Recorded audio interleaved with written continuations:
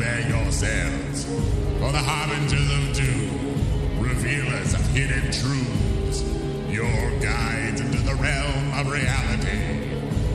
Nicholas O'Kelly and Drew Howard on The Weekend Sit and Spin. We'll keep on spinning all day long. It's the Weekend Sit and Spin. We'll keep on spinning all night long.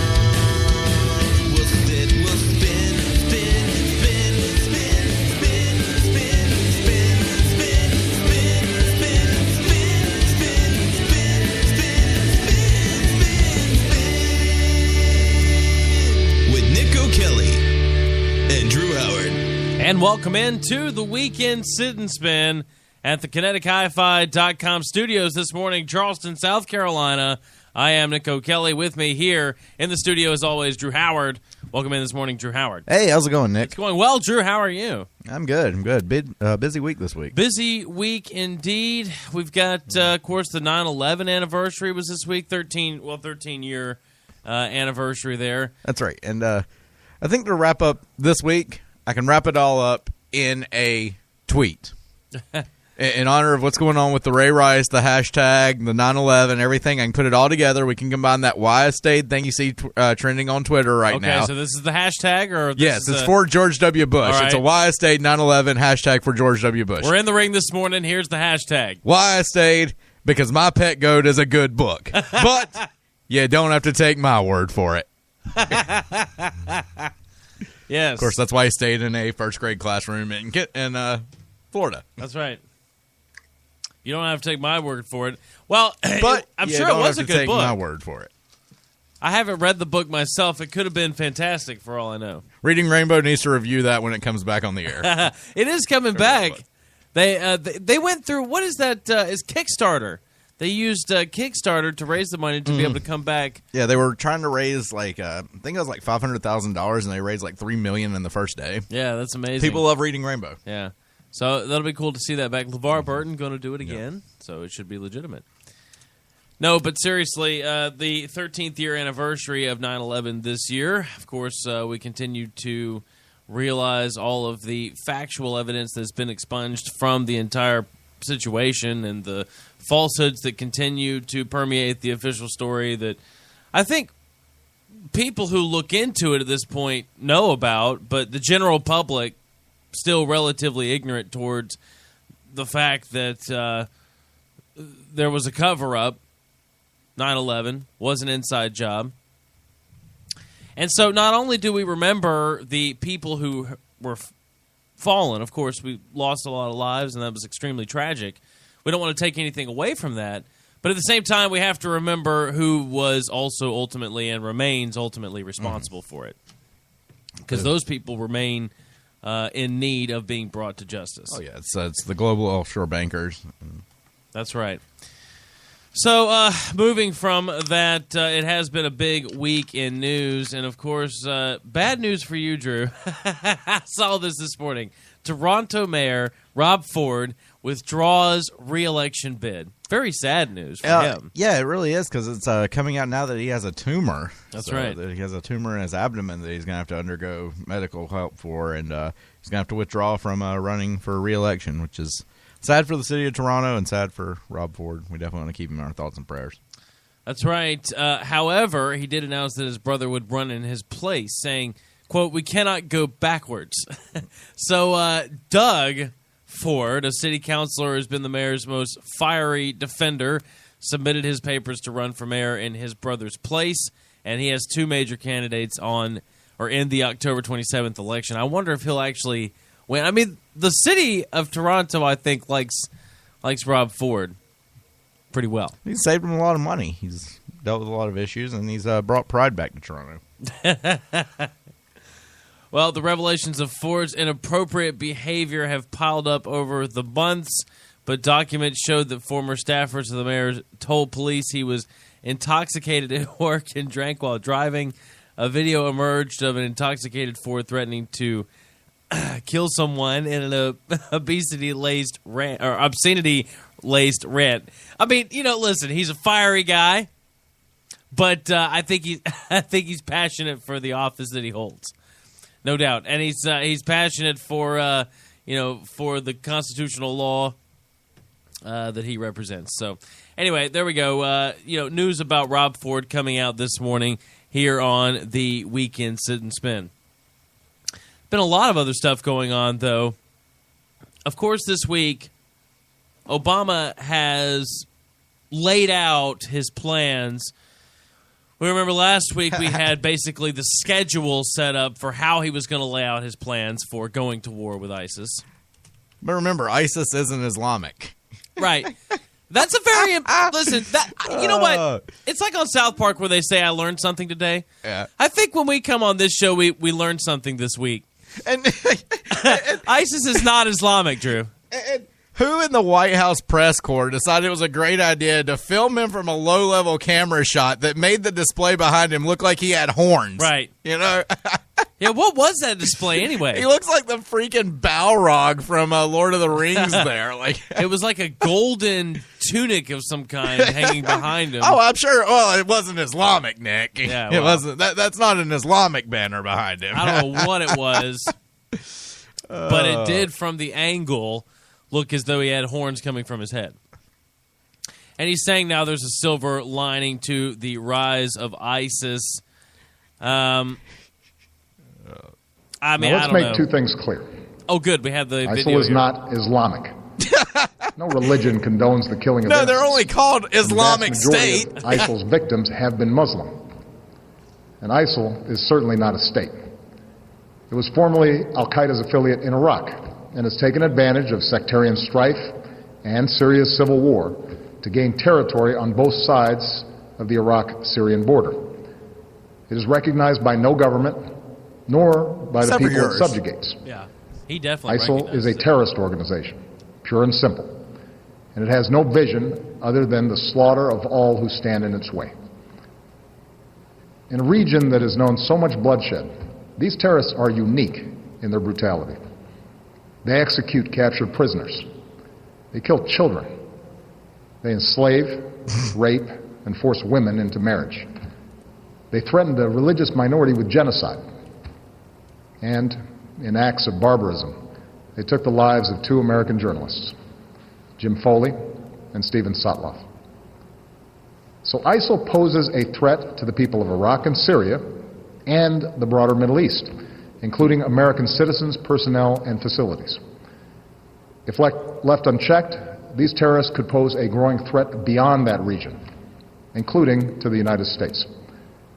While we have not yet detected specific plotting against our homeland, ISIL leaders have threatened America and our allies. Our intelligence community believes that thousands of foreigners, including Europeans and some Americans, have joined them in Syria and Iraq. Trained and battle-hardened, these fighters could try to return to their home countries and carry out deadly attacks. Yeah. Well, You know, when you bring them home, in the case of Bowie Bergdahl, yeah, no doubt. And I think it was Staff Sergeant Joe Biggs this week that said that, we gave ISIL their leadership back in exchange for Bowie Bergdahl. These are the 5 leaders we exchanged for. They're leading ISIS now, or ISIL, or IS, or whatever you want to call them. Since you have to create a new name for them every other day. Well, speaking of, but just really quickly, bringing jihad back home. Did you see from the Telegraph the Al-Qaeda India branch's first attack that they had this week, which ended in dismal failure as the jihadists raided the wrong ship? Did you see that? I did see the headline from that. Yeah. So anyway, that's not funny. But the point is, it's what he's talking about here. And we're going to war with these people. He's not getting congressional permission to go to war when technically he should be doing that. Well, he's got a pen and he's got a phone, Nick. That's right. I mean, their continued justification for that is that it's on the backs of the attacks or on the back of the war on terror from 9/11.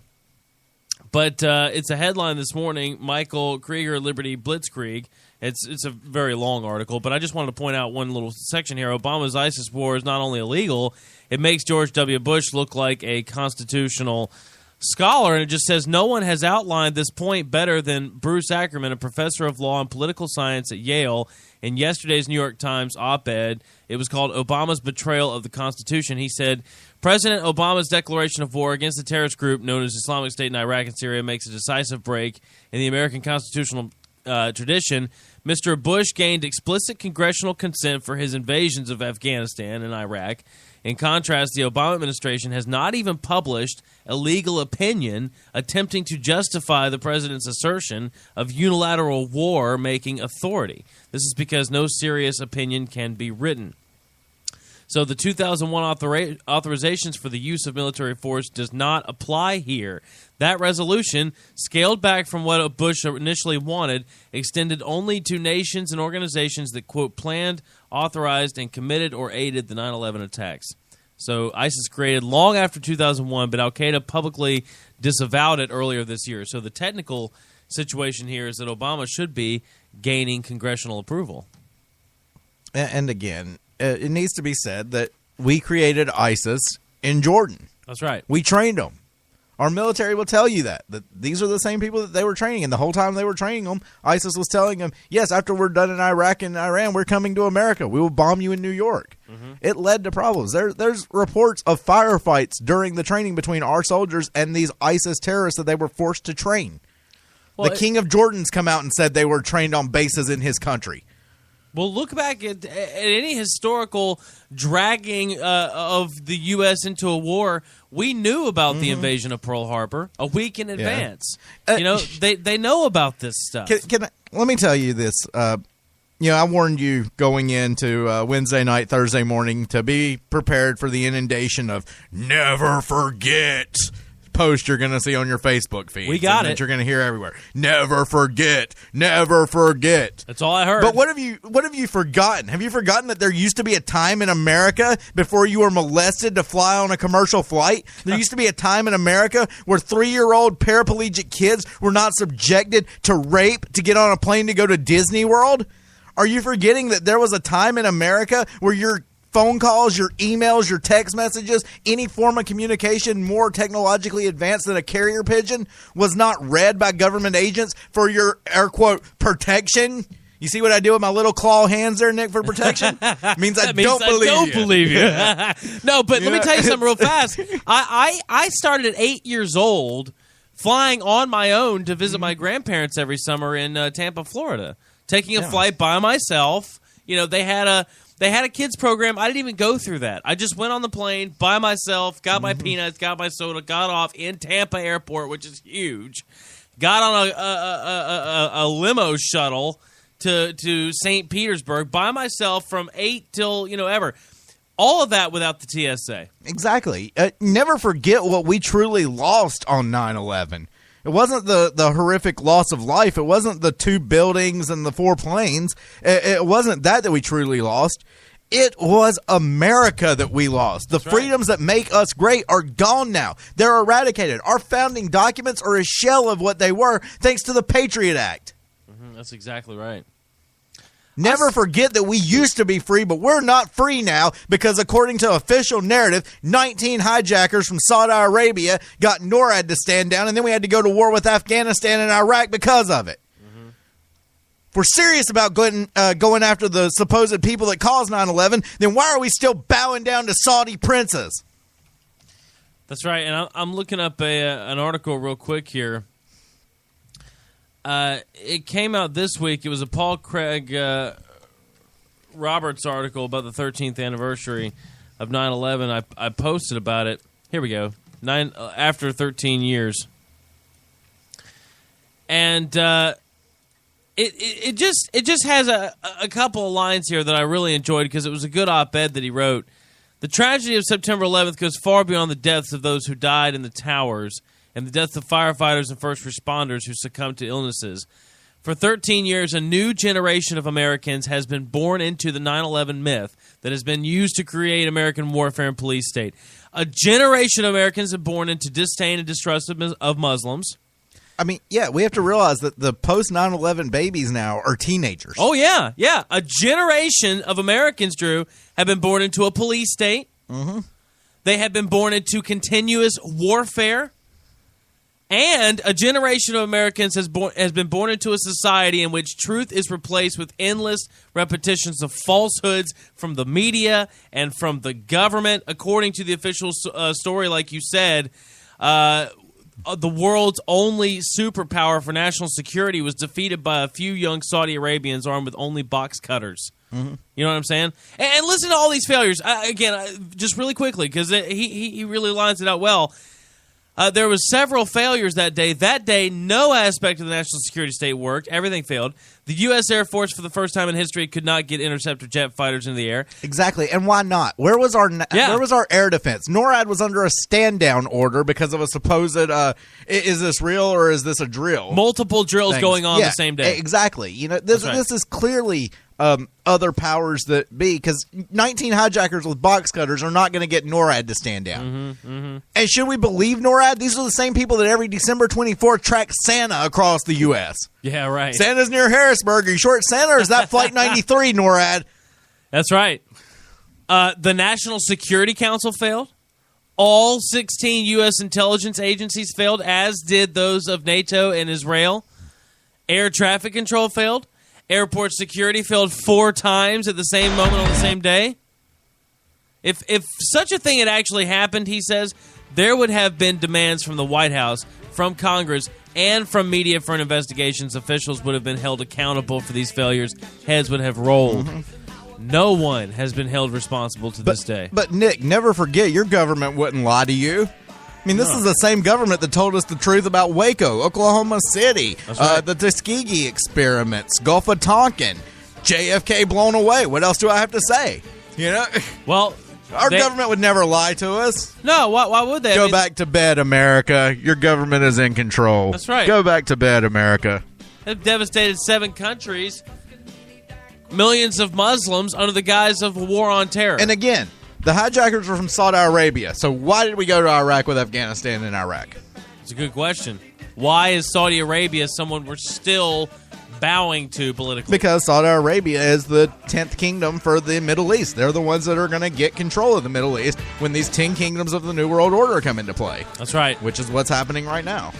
We'll tell you what the Pope says next, because he says he didn't start the fire. This Pope didn't do anything. Other than watch soccer in Argentina. Oh, I love it. We'll be right back. Why shouldn't we have a football-loving Pope? Why shouldn't we? Because that's all that matters in the world. Go sports team! That's right. We'll be right back. The Weekend Sit and Spin.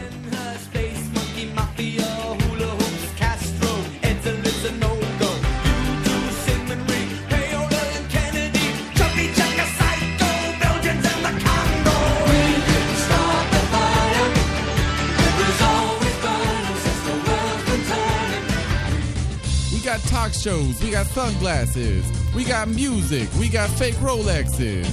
KineticHiFi.com. Keep it locked in, honey butter.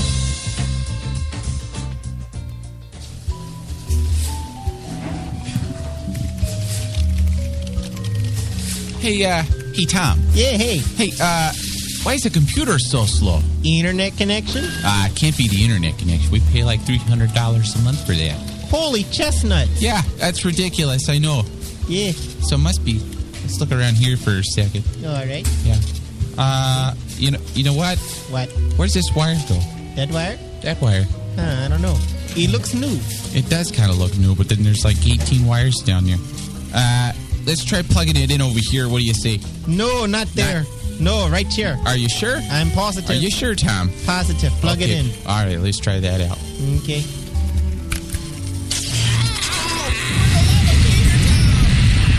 Don't be that guy. Instead, put your trust in ITSimplified.com. Cloud computing, data center servers, network management, Web 2.0, SQL, scalable architectures, programming, tech infrastructure, security, and anything else you shouldn't bother trying to figure out. Call 843-376-1991. That's 843-376-1991. ITSimplified.com. That's IT-simplified.com. Solutions simplified. Hey, there's no shortage of folks out there who claim to be website designers, graphic artists. It seems like every day you hear about a new social media firm promising to optimize your website and social media visibility. What you may not know is that very few of these folks have the experience and talent necessary to fulfill their lofty promises. As a small business owner, you know every dollar spent needs to have an impact, and there's simply no better way to set your business up for success than to trust your online needs to Charleston's premier full production service, Advent Designs.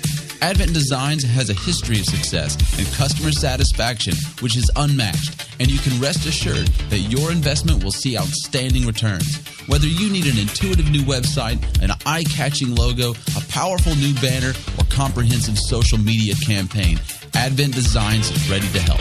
Call Advent Designs today at 843-298-1619. That's 843-298-1619. Or visit the website at advent-designs.com. Advent Designs, the power of perfection.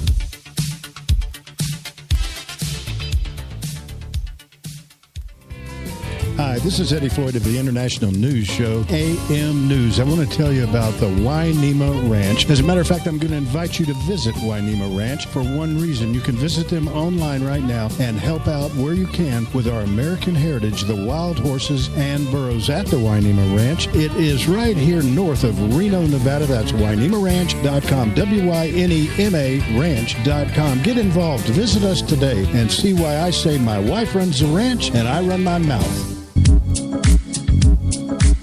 Yeah, that's right. It's what happens when you cross bad with good. You're listening to KineticHiFi.com. It's Bud.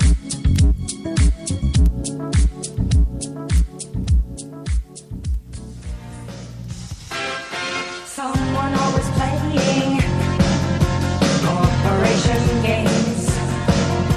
Who cares? They're always changing corporation names.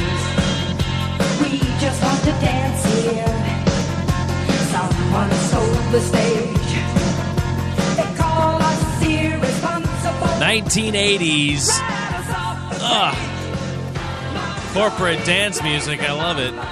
But you know, it's got a good message here. Corporate capitalism really has taken over our entire world. And the Pope actually does bring up a relatively good point. That's the only reason I want to bring this up here. Pope says world's many conflicts amount to piecemeal World War III. Drudge has a headline of World War III underway. That's really an overinterpretation of what he's saying, I think, here. But really what it is he says, quote, humanity needs to weep, and this is the time to weep, Francis said in the homily of a Mass during a visit to Italy's largest war memorial. The Pope began his brief visit to northern Italy by first praying in a nearby blah, blah, blah. War is madness, he says, in a homily before the Massive. Even today, after the second failure of another world war, perhaps one can speak of a third war, one fought piecemeal with crimes, massacres, destruction. War is irrational, blah, blah, blah, blah, blah. Anyway, I'm trying to find where he's talking about the fact that it's about we've got all of these different big corporations and governments funding all these different sides of these wars, and it coming together at some point could bring on a new world war. I mean, and that's why I don't understand why this push for the. I get the push for the new world order, but really what it's turning into is a situation where you have a huge military industrial complex that's just causing world war. We've seen this planned out, though. I mean, this was first revealed by Albert Pike in 1871 when he wrote about the plans for a three-world war. We're seeing the build-up to a war between radical Islam, the Zionists, and Christianity, which is the Third World War that Albert Pike laid out in the coming New World Order in his documents for that. Again, it's the First World War must be brought about in order to permit the Illuminati to overthrow the power czars in Russia and making the country a fortress of atheistic communism. The divergences caused by agentur of the Illuminati between the British and Germanic empires will be used to format this war. At the end of the war, communism will be built and used in order to destroy the other governments and weaken the religions.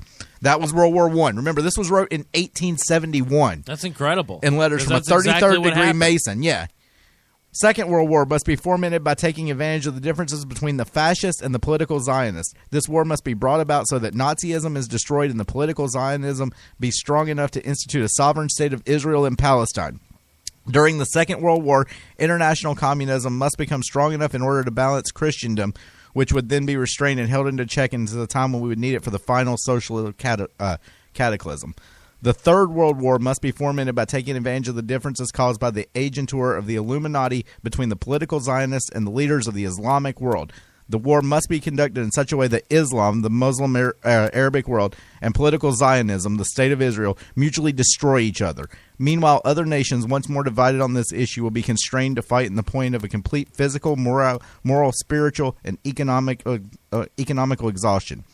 We shall unleash the nihilist and the atheist. We shall provide a formidable social catalysm which in all its horror will show clearly the nations the effect of absolute atheism, origin of savagery, and the most bloody turmoil. Then everywhere the citizens, obliged to defend themselves against the world minority of revolutionaries, will exterminate those destroyers of civilization, the multitude disillusioned with Christianity, whose deitistic spirits will from that moment be without compass or direction, anxious for an ideal, but without knowing where to render its adoration, will receive the true light through the universal manifestation of the pure doctrine of Lucifer, finally brought out in the public view. This manifestation will result in the general reactionary movement, which will follow the destruction of Christianity and atheism, both conquered and exterminated at the same time.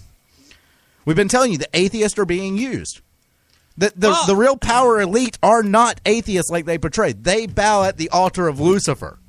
Well, they are Satanists. And like I said, I have several. I have several articles I want to bring up right here to kind of highlight what you're talking about. This is all out of libertyforlife.com. That they retransposed Albert Pike's letter.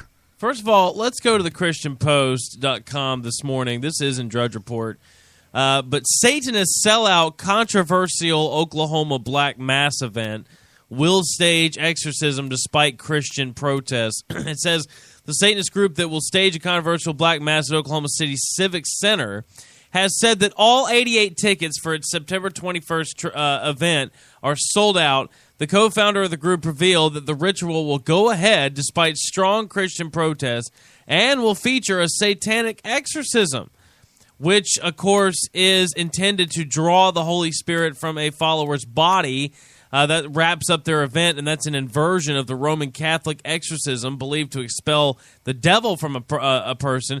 It says, quote, our practices have gotten it to about 22 to 25 minutes, and they've sold out 88 tickets for this. Evidently, Catholic Archbishop Paul Coakley and over 80,000 people who have signed an online petition have all condemned the upcoming event. But the Parks and Rec there says Mr. Daniels must abide by our local ordinances, our fire codes, and all of our state laws.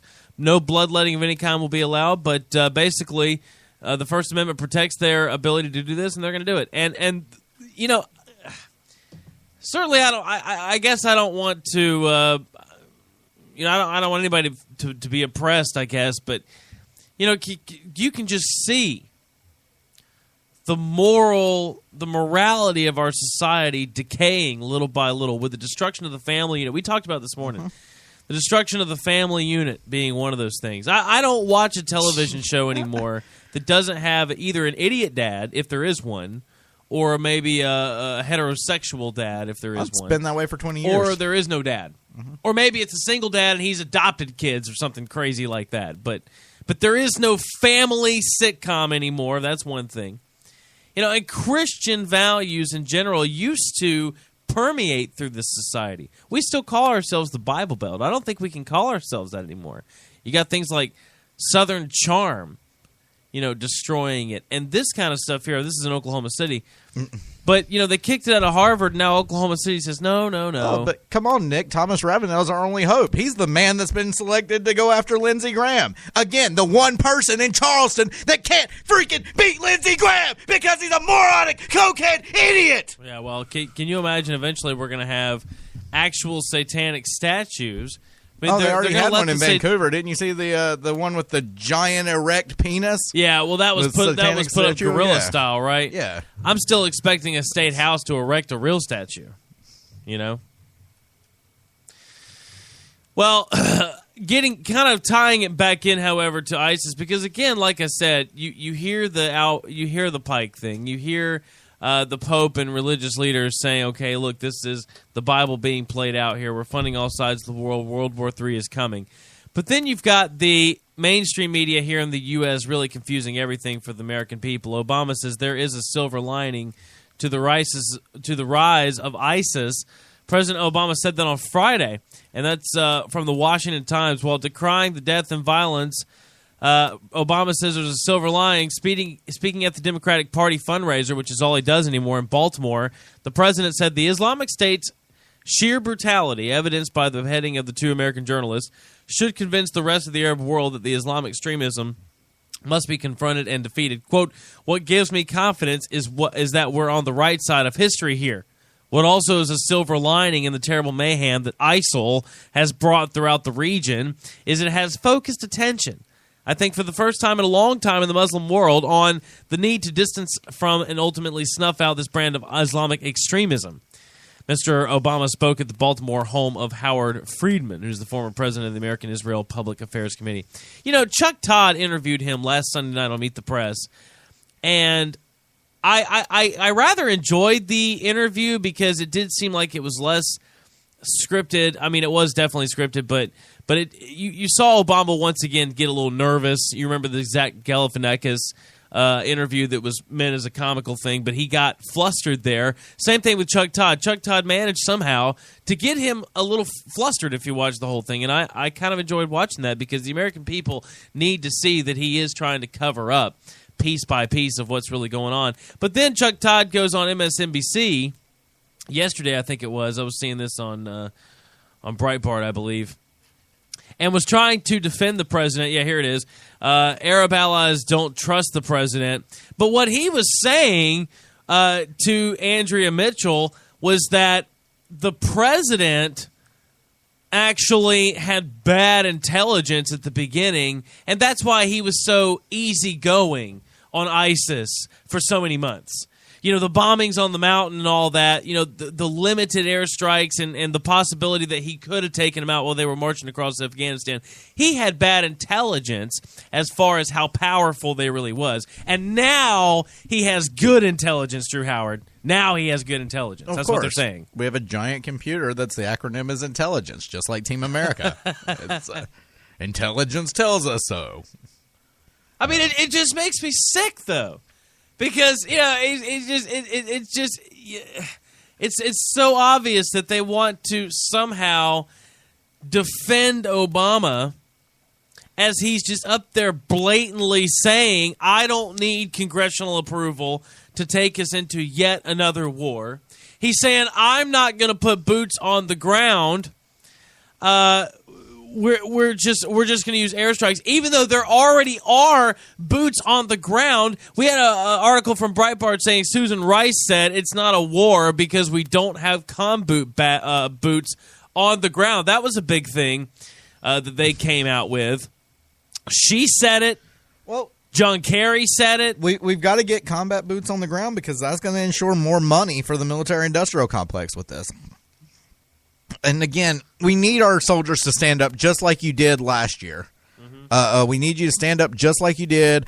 Come out, say, we're not going to war. We're not going to be Al-Qaeda's Air Force. We're not going to fight because this is the goals are still the same. It's regime change in Syria.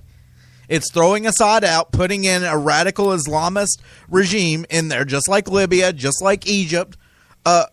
And that's just like Iraq. That's the next phase, is to overthrow Assad. Look, Assad's not a good guy, but he's not persecuting Christians. He's not killing Christians. He's not killing Muslims. He's not, sexually mutilating Muslim women like ISIS is. He's allowing women to be educated, to drive cars, to be productive members of society there. Gaddafi in Libya, look at what he did. He came the closest to an actual socialist country working because he gave the money back to the people. Well, and we overthrew him and put in ISIS, which is allowing Benghazi to go crazy. That's the other thing that Chuck Todd was saying was that John Kerry here, I hadn't put two and two together, but here's what happened.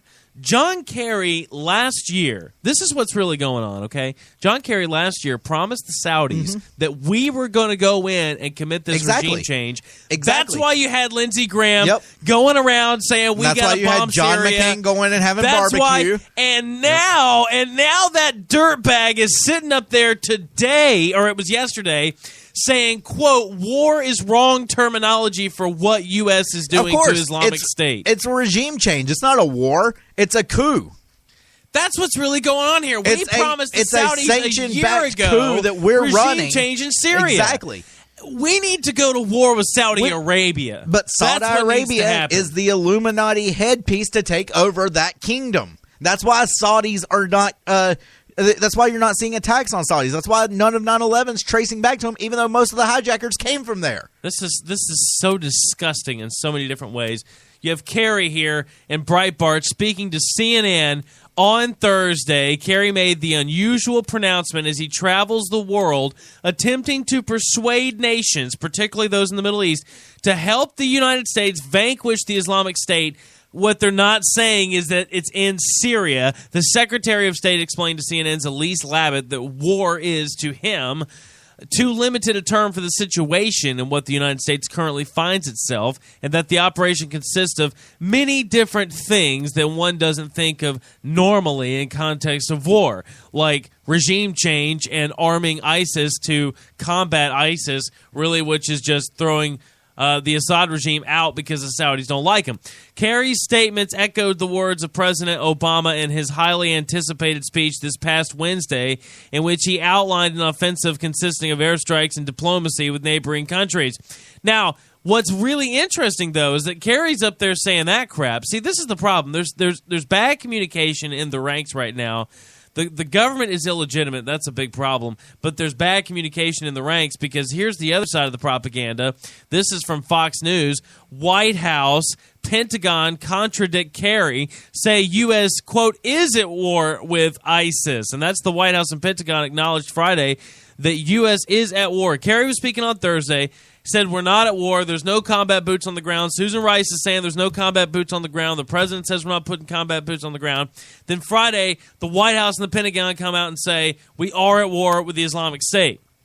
White House Press Secretary Josh Earnest and Pentagon spokesman Rear Admiral John Kirby used almost identical language when pressed by reporters Friday whether or not the expanded military operation against the terrorist group is in fact a war. Quote, in the same way that the United States is at war with Al-Qaeda and its affiliates, the United States is at war with ISIL. That's what Ernest said. It's the same group. ISIL and Al-Qaeda. Again, yes. They are effectively merging the two wars in the media. And luckily people are realizing it. The common American person that's not being brainwashed by their God football right now, which why do you think the rhetoric's getting fired up now? Why does this always happen during the fall? Why, September 11th, besides the numerology of the 9 and 11, besides the numerology of the 10 and 13, why do these attacks always happen during the fall? Yeah. Because Americans are distracted. That's exactly right. This is all coming out right now. This is so transparent right now. And why? Because there's no filter. It's fall. Football is going on. Panthers are playing this afternoon or tomorrow afternoon. USC's playing this afternoon.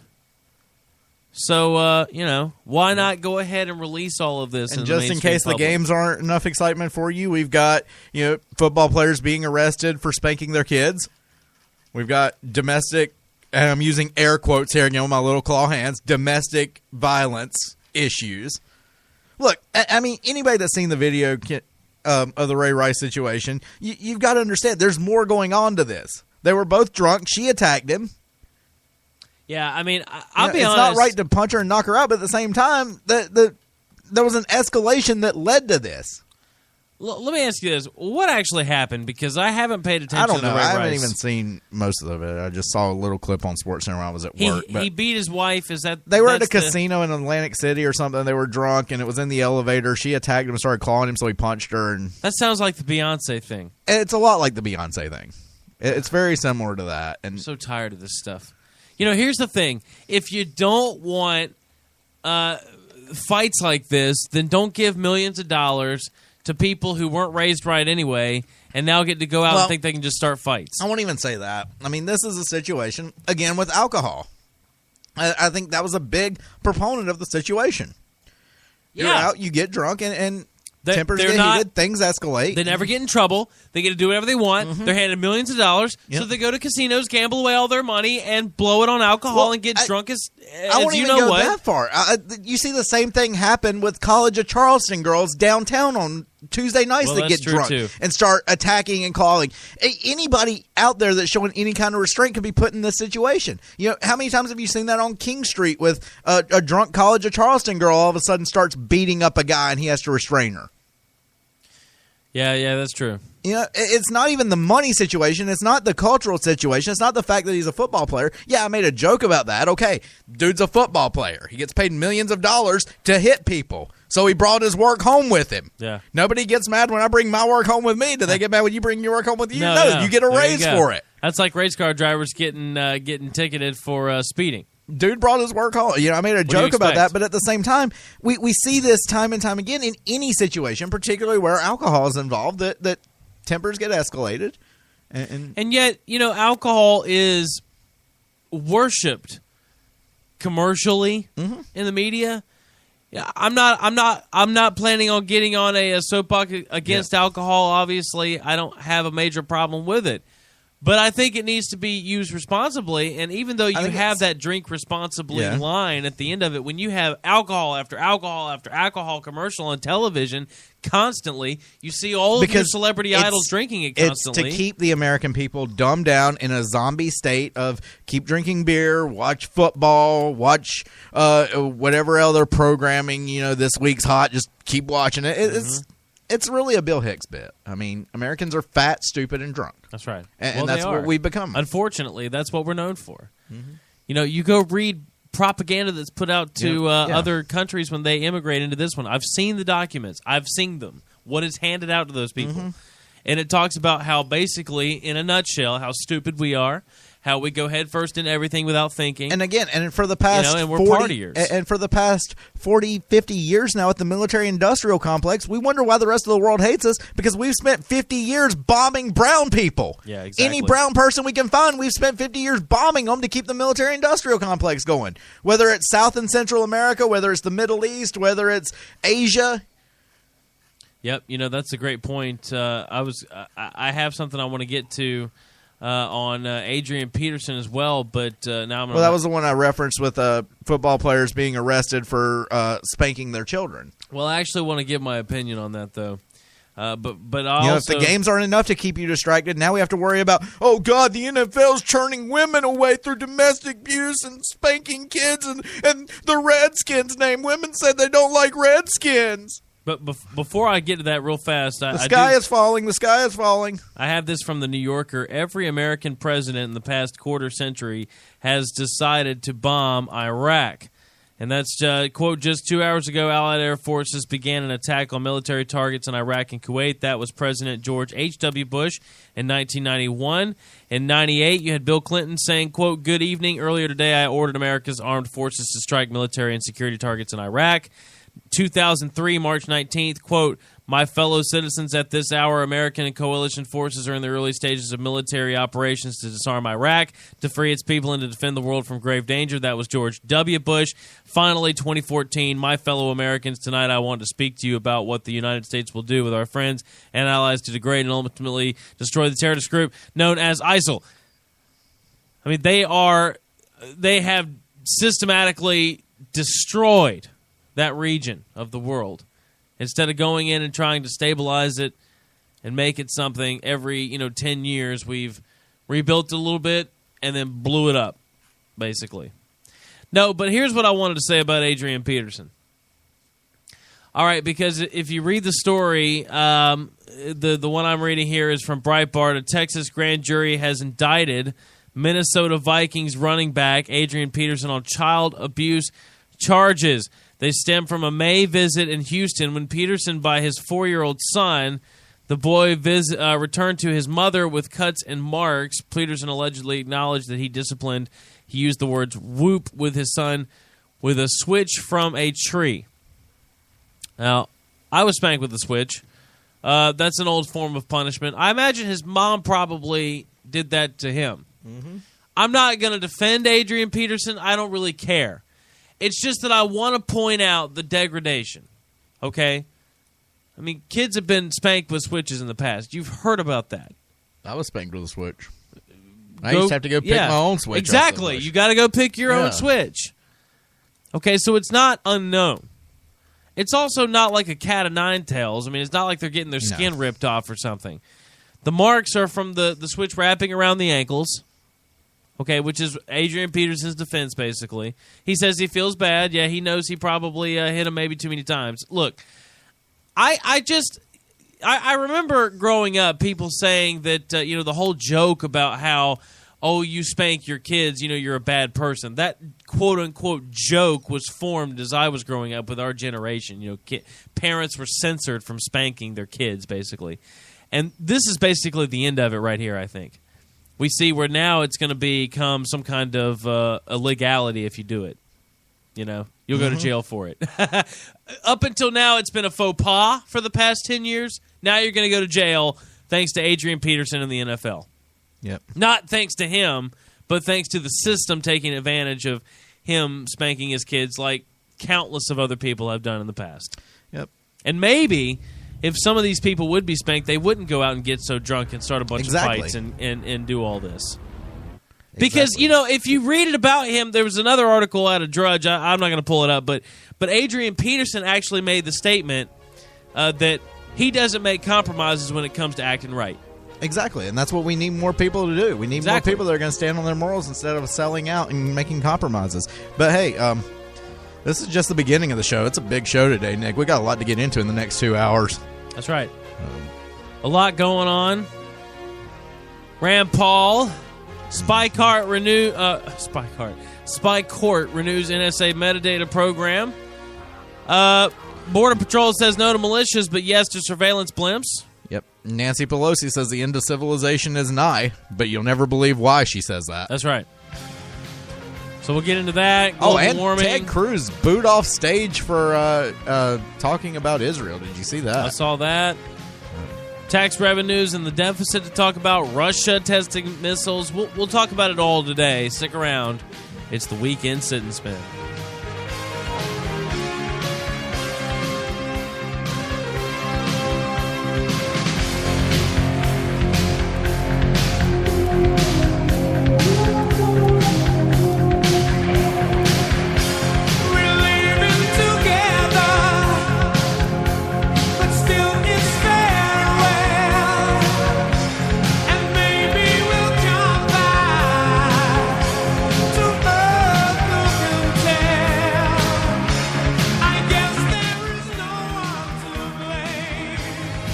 To Kinetic Hi-Fi in Charleston, Samalama.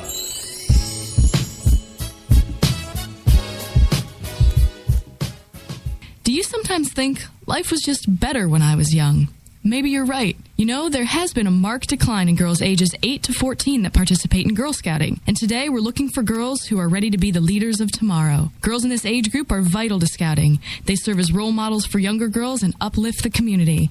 And ladies, we need you to be that example too. Become a volunteer, a troop leader, or just enroll your daughter in Girl Scouts today. Call 843-552-9910 to learn more. Hi, this is Bob Charles, the host of The Bob Charles Show. I very rarely endorse anything, but this service deserves my attention. Atlantic Repair LLC is the only credit restoration company that is actually headquartered here in Charleston, South Carolina. Unlike other companies that overcharge you because a middleman gets paid and then your credit report goes to Poland packed in sauerkraut. This company is here to help all of us and our credit problems like low scores, collections, judgments, inquiries, and a bunch of more bad stuff. Call Atlantic Repair LLC at 888-957-1118. They are the one company in South Carolina that charges 50% less than any other service on the planet, and no monthly fees either. They work till they are done.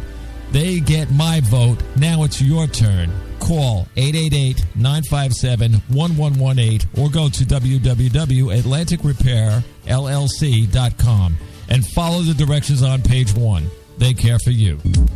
Yeah, it's what happens when you cross big with small. KineticHiFi.com. It's me. say, man, you people need to get your head together. I need no time to have an attitude over here. I ain't got time.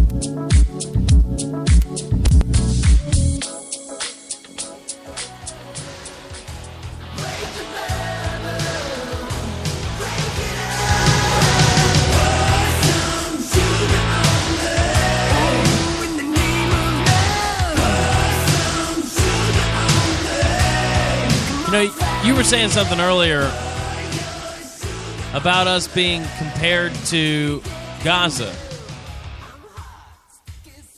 and or our situation being with ISIS being compared to Israel's situation with Gaza. Yeah, I read an article saying that ISIS is our Hamas. Right, our Hamas. There we go. And I just think that ties well into an article out of InfoWars today from a Don Salazar that says Border Patrol says no to militias, yes to surveillance blimps. One thing that we've seen this week coming out, I'm not sure if you've seen it, but we've had militias in Texas basically preparing to make a blockade on the Rio Grande and not even allow ships through in an attempt to make some kind of a statement there. And it says here, law enforcement agencies recently expressed disapproval of armed militia groups helping police the southern border. But one thing they do not want is invasive surveillance blimp technology.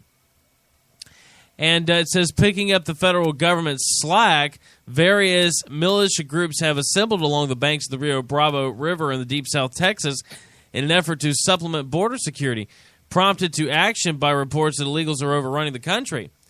But what the government is saying, while making it clear the additional help is not needed, law enforcement is nevertheless enthusiastic over the launch of surveillance balloons over several cities in South Texas, which we've talked about before.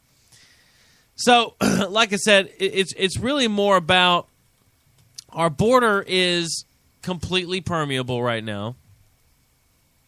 Obama is making no efforts to secure the southern border. Well, why should he? I mean, even our Border Patrol agents know that their jobs are pretty much useless now. That's right. Let me find this. I'll get it keyed up here because it's a long clip. How you doing, U.S. Border Patrol? How many people on board? Me? You're a citizen. Yeah, but does it really matter? Not anymore, unfortunately. Thank you. Not anymore, unfortunately. There we go. And you have to feel for the Border Patrol agents because a lot of them down there do want to secure the border. They do want to protect this country. They're just, their hands are tied by the people above their head. Mm-hmm.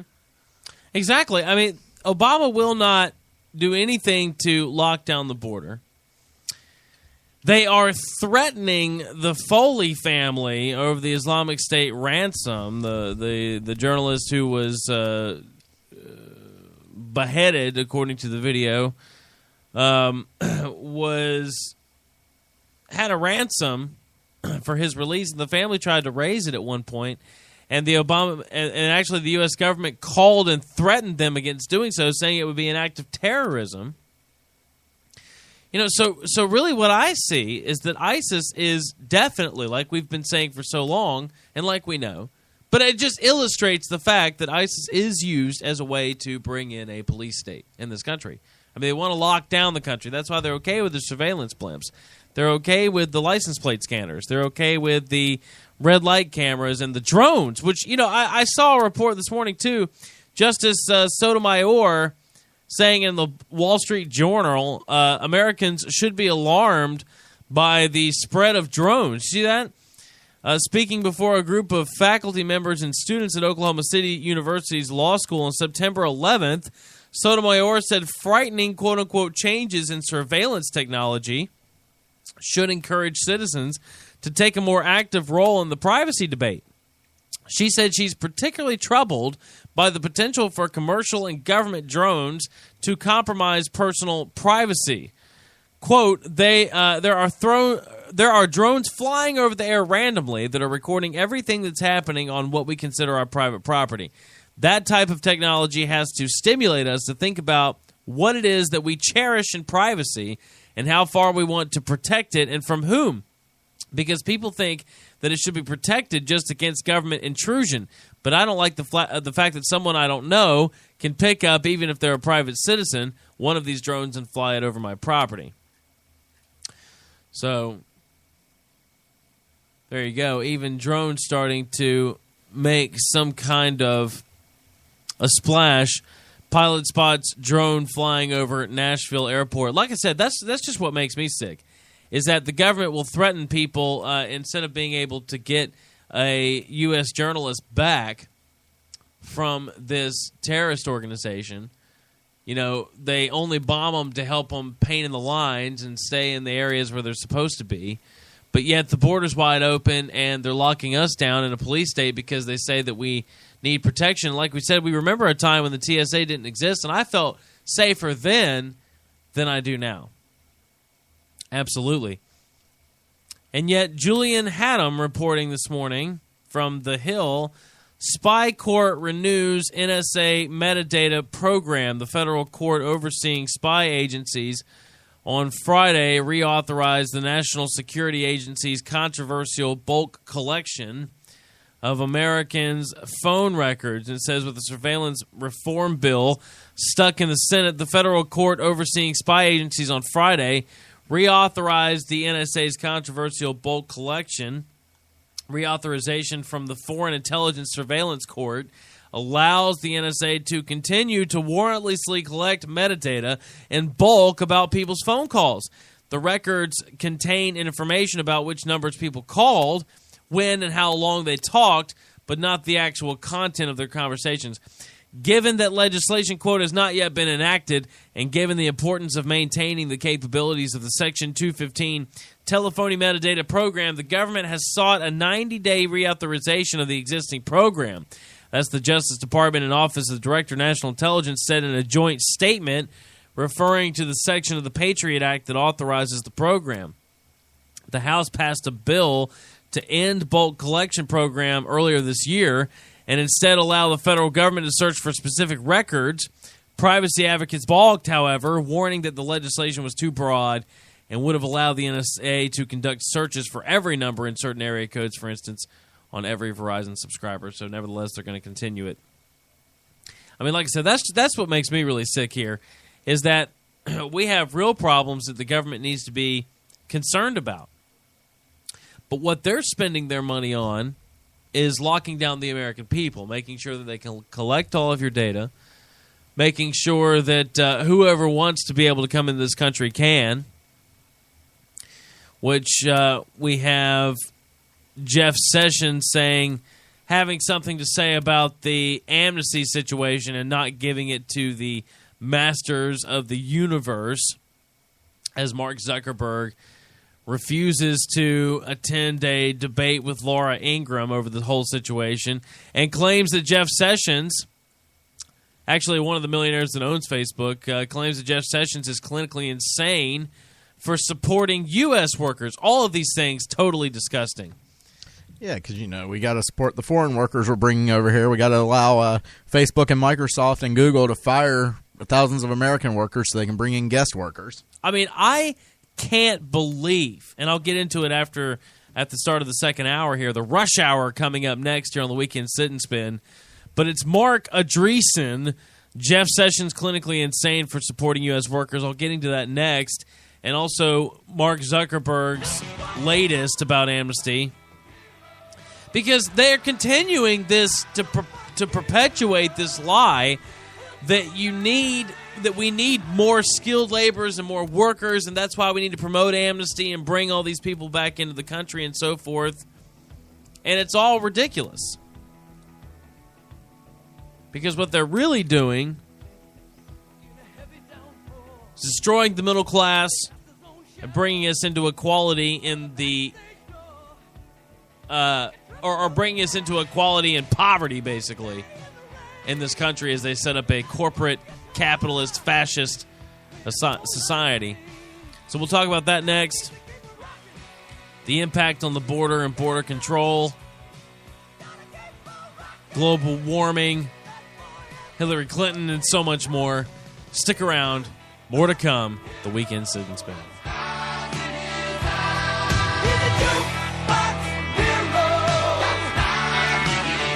Yeah.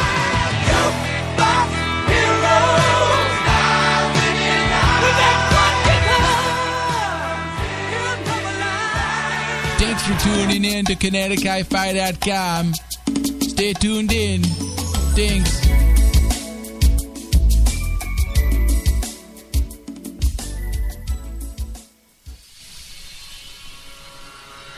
Surprise the love of your life with the meal of their dreams.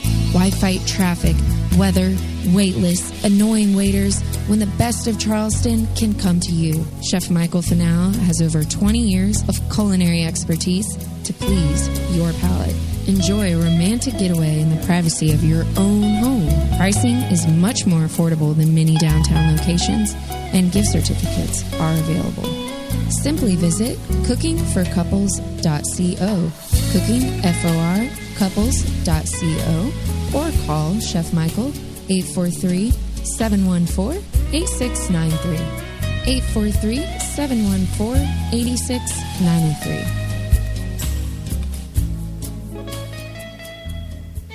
At 164 King Street, find an oasis of calm, the Charleston Library Society, celebrating the written word, dedicated to enlightened thought within an atmosphere of gentility and learning. Established in 1748, it's the South's oldest cultural institution, and you're invited to visit. Come experience the elegant main reading room, our children's center, and join in to enjoy our speakers series, concerts, and other fine programs. Affordable membership is available now and always at the Charleston Library Society. Hey, there's no shortage of folks out there who claim to be website designers, graphic artists. It seems like every day you hear about a new social media firm promising to optimize your website and social media visibility. What you may not know is that very few of these folks have the experience and talent necessary to fulfill their lofty promises. As a small business owner, you know every dollar spent needs to have an impact, and there's simply no better way to set your business up for success than to trust your online needs to Charleston's premier full production service, Advent Designs. Advent Designs has a history of success and customer satisfaction which is unmatched, and you can rest assured that your investment will see outstanding returns. Whether you need an intuitive new website, an eye-catching logo, a powerful new banner, or comprehensive social media campaign, Advent Designs is ready to help. Call Advent Designs today at 843-298-1619. That's 843-298-1619.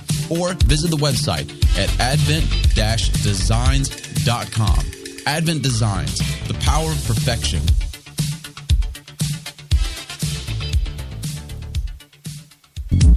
Yeah, it's what happens when you cross big with small.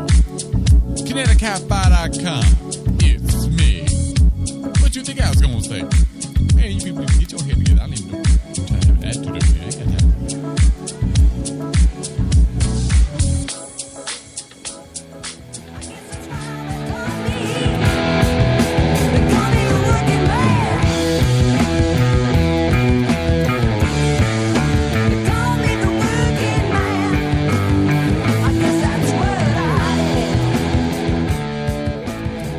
Okay, so I just want to paint a picture here before I get into all this amnesty talk, because all of this ties together, in my opinion. The border control problem and the amnesty talk problem on the other side, which is more of the political side of it, kind of extrapolated. DHS fines American, but not illegals, $5,000 for crossing border. Illegals are instead given free food and transportation. So all of these journalists that went down there and pointed out how porous the border is, the ones that have cross-dressed like Osama bin Laden or an ISIS terrorist, or did you see Joe Biggs go down there and cross as an ISIS terrorist with a flag and a beheaded head? And then you had some come across from Canada with bags of rice, and labeled rice. It wasn't really, but bags labeled rice and an Ebola. Yeah, James O'Keefe did that. Yeah, and the InfoWars crew has been crossing and mimicking and this kind of thing, and he did the ISIS head bucket challenge where he dumped a bunch of heads in like red Kool-Aid, but it looked like blood.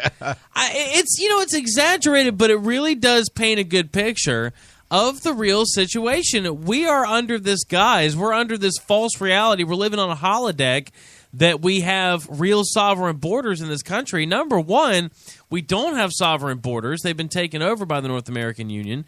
Number two, our border control doesn't operate anywhere near the actual border. Number three, you don't even have constitutional rights on the border because the Constitution's been suspended on the border. I mean, all of these things the public doesn't even understand. Yeah, we still got a Marine sitting down there in jail in Mexico we can't get back.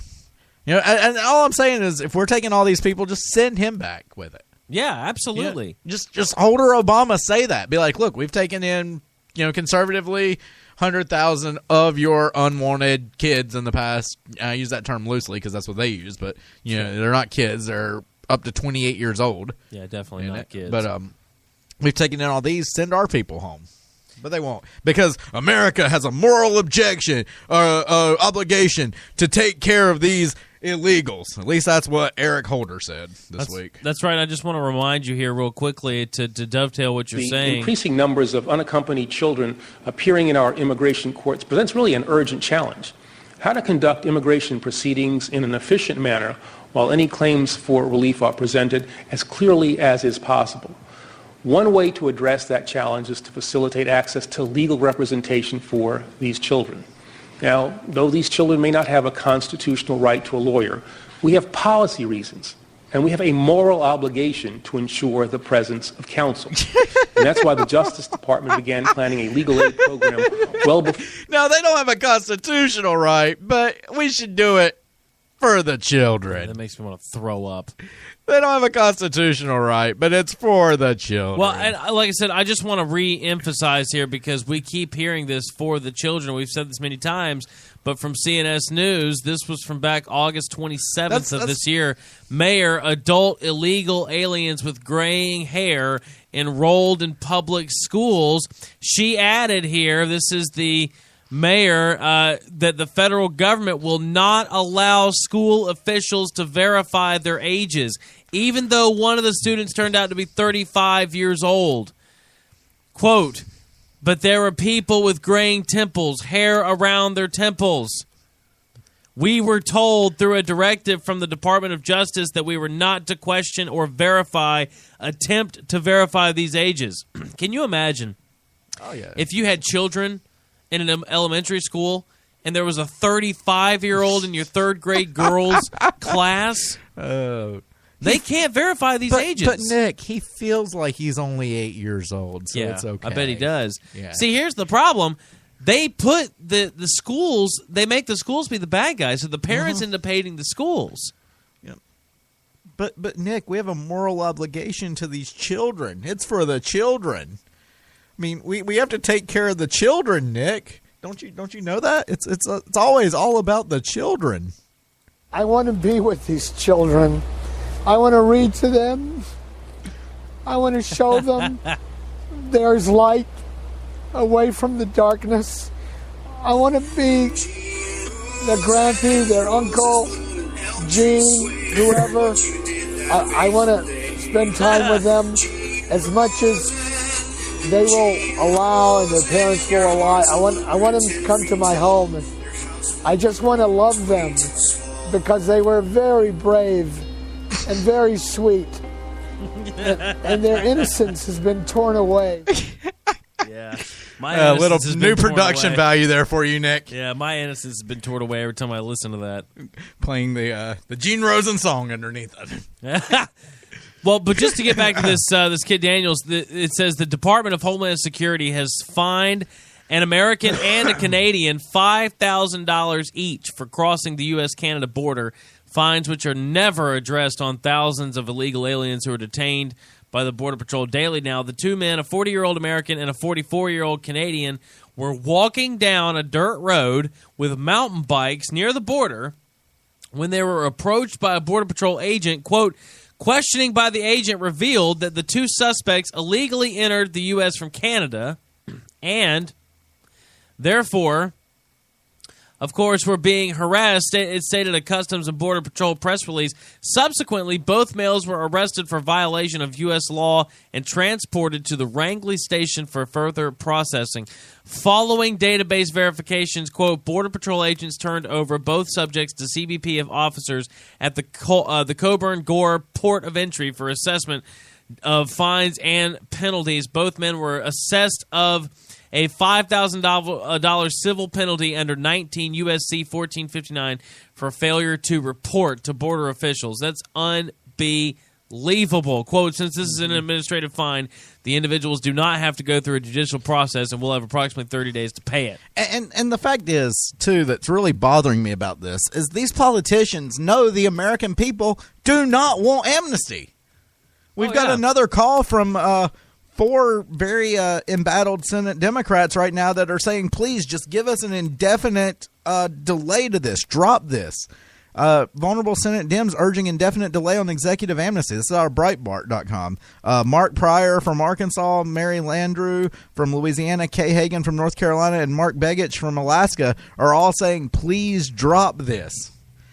In New Hampshire, Janine Sheehan lost her lead to Scott Brown because of illegal immigration. We've got the Eric Cantor situation.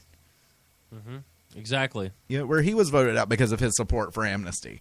Mm-hmm. That American people don't want this. And the fact is the politicians know the American people don't want it, but they're still getting on board. Yeah, You're there to do the will of the people, not to make your bank account bigger, Nancy Pelosi. But here's why they're doing it. And it's really genius on the part of these major corporations, because we have invented, let's think about this now for a second. We've invented social networks. Mm-hmm. Social networks, quote unquote, represent the people. Like Reddit. Reddit's this week asking to be its own government. Okay? So here we go from Breitbart. Zuckerberg pushes amnesty at billionaire Carlos Slim's charity event in Mexico. There's something broken that needs to be fixed. Just days before his company's value topped $200 billion, Facebook co-founder Mark Zuckerberg went to Mexico and pushed for amnesty legislation at billionaire and New York Times minority owner Carlos Slim charity event. Zuckerberg, this is pump and dump. Zuckerberg was reportedly in Mexico City last Friday as a keynote speaker at Slim's annual Telmex Foundation charity event, where he criticized the current state of the U.S. immigration policy. Unbelievable. We remember the article from Breitbart saying that there was no shortage of skilled American workers, but Zuckerberg's saying it's a policy unfit for today's world, because his pro-amnesty FWD.US group has poured in millions trying to get amnesty legislation, and in particular, massive increases in high-tech visas that would lower the wages of American workers, even through scholars and studies have debunked the notion that there is a shortage of these workers. After a census report found no shortage of STEM workers, even mainstream outlets like CBS started talking away the free press it had given the tech industry, declaring that it is largely a myth to believe there are not enough American high-tech workers. But yet Zuckerberg's going down there, pushing this with Carlos Slim. Suddenly, Facebook becomes a $200 billion company, and then they can go say, hey, guess what, government? We represent all these people. Pass amnesty. See, that's where I see this going. That's how I see this beginning to start happening. You know what I mean? That eventually these social networks can claim that they do represent the people. Yep. Oh, and did you see the Zuckerberg's tweet back to Laura Ingram's challenge for a debate? Yeah. That said, Mark Zuckerberg, it's Mark and Joe Green, a Forward.us founder, Joe Green. This isn't Mean Joe Green from the Coke commercials here. So, this is Mark Zuckerberg and Joe Green are changing the world rather than making the world worse and stupid as Fox does. That's a tweet from DRM Action Coalition in response to Laura Ingraham challenging Mark Zuckerberg to a debate. We're so entitled. It's this re-emergence of this upper class wannabe. It's not even really that. You know, this is. I think about Titanic here, and I really shouldn't because it's a horrible movie. But you think about the way that they treated Kathy Bates' character on there because she had new money. You know, she was never going to be welcomed into the establishment because it was new money. Right. That's how all these tech people are, but they don't see it. They want to run around here with their fake British accents. They want to, talk like, oh, I'm sophisticated. Oh, I sound like Thurston Howe the Third. Yeah, lovey. It's like they want to walk around here and act pretentious, like they're trying to be on Gilligan's Island, like Thurston Howe the Third or something, but they're not. Yeah, they're not going to be welcomed into that table. No way. Who do you think's going to be the first ones to go down when we have a night of the long knives? The skipper's throwing them overboard. Exactly. It's going to be Jeff Bezos. It's going to be Mark Zuckerberg. They're going to be getting the knives in their back. Absolutely. Actually, they're not even going to have to because they're going to have their smart houses remote hacked. I saw an article this week about a journalist that remote hacked a smart house and made the people think it was haunted. Wow. That basically haunted a house because it was a smart house they could hack in, turn off the lights, turn off the refrigerator, change TV stations, you name it. But think about how programmed... Flush their toilet. Think about how programmed we are for that thanks to Scooby-Doo. There's always holograms projecting ghosts in crazy houses. Well, I mean, we should realize about Scooby-Doo that the biggest thing we have to fear is somebody that wants power that doesn't deserve it. Exactly. It's always, That's what I'm saying. the old concession stand owner or somebody that didn't want to lose his power. That's right. Right now, if we were in a Scooby-Doo story, we'd rip off the mask and it would be Eric Holder and Barack Obama. Exactly. That's exactly who it would be. They're the dirty old man. They're running the child, prostitution rings or whatever. It's the corrupt politicians. And we need to realize that so we can stop buying the bullcrap. He doesn't have permission to go to war with ISIS. We are not supposed to be being drugged into another war here, but yet he's going to do it anyway because it didn't work out last year. So this year they're just going to do it. They're just going to do it and tell us that they're doing it for great reasons, and everybody's just buying it. It's because we put out the fear porn of fake videos of people being beheaded. So, we got to go because James Foley was beheaded. Never mind the fact that the White House left him there to die, that his family tried to get him back, and they were told, you can't get him back. That's a terrorist act. Well, you hear that old saying of, just walk around with confidence and people will think you're supposed to be there. Like when you're when you go to car dealerships or whatever, if you just walk around like you're supposed to be there, you walk fast with your head held high, and people will ask you less questions. That's almost like the approach of the Obama administration right now. They're just acting like they're supposed to be doing all this, and so nobody asks any questions. Hey, we're going to war because we already have permission. Ha ha ha ha ha. Don't ask questions. Yeah. Pay no attention to the man behind the curtain. Exactly. What? There's one person holding up both puppets? Go back to bed, America. That's right. So more on the border and Facebook CEOs when we get back. Also got economical talk. Stick around. It's the Weekend Sit and Spin. Kinetic I-5.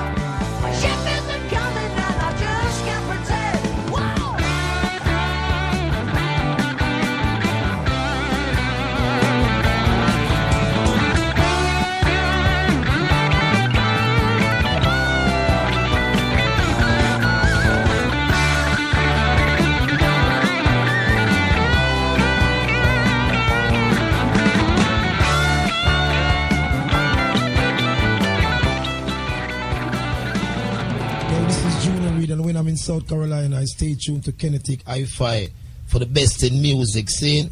So hear this. Gunshot of fire, bodies on the floor, cops on the block, kicking down the door, it's crazy. Whoa, it's crazy. Hey, stand your horn, being in the streets, it's all without a job. That's why no youths are out there and a rob, it's crazy. Whoa, it's crazy. And don't forget, it's Kinetic Hi-Fi, man, scene. It's a fact. Nearly 80% of us will have back pain at some point in our lives. And for some of us, it can be debilitating. If you live in the Charleston, South Carolina area and have any kind of back issue, Peninsula Chiropractic is your answer. Peninsula Chiropractic has a reputation built on great customer service and the results most chiropractors can't deliver. One patient and local firefighter says, I have been a patient with Peninsula Chiropractic for nearly 10 years. Dr. Ty and Dr. Rob have treated me with the utmost skill, respect, and kindness as a person and a patient. I feel extremely confident with their skills and have recommended Peninsula Chiropractic to numerous people, not to mention the relaxed atmosphere and genuine caring staff that is Peninsula Chiropractic. Don't spend another day in pain. Call Peninsula Chiropractic today at 843-723-6475. That's 723-6475. Or visit the office, conveniently located within the Sergeant Jasper Building downtown at 310 Broad Street, number 2, Charleston, South Carolina.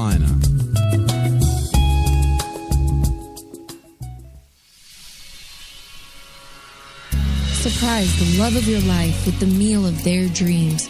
Why fight traffic, weather, wait lists, annoying waiters, when the best of Charleston can come to you? Chef Michael Fanau has over 20 years of culinary expertise to please your palate.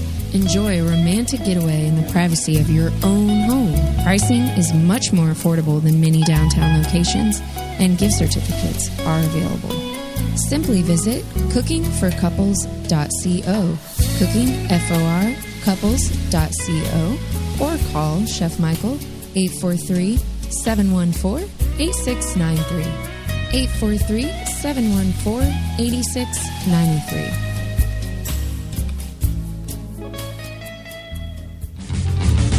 We got talk shows, we got sunglasses, we got music, we got fake Rolexes.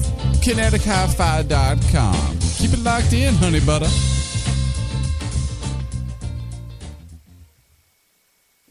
A Monday warrior, mean stride. Today's Tom Sawyer, mean pride.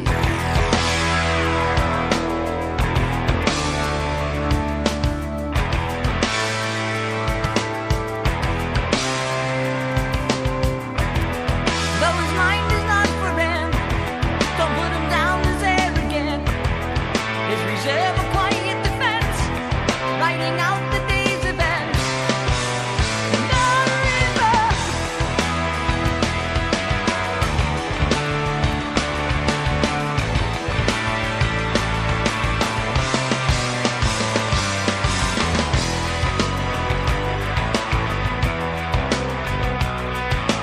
What do you say about his company?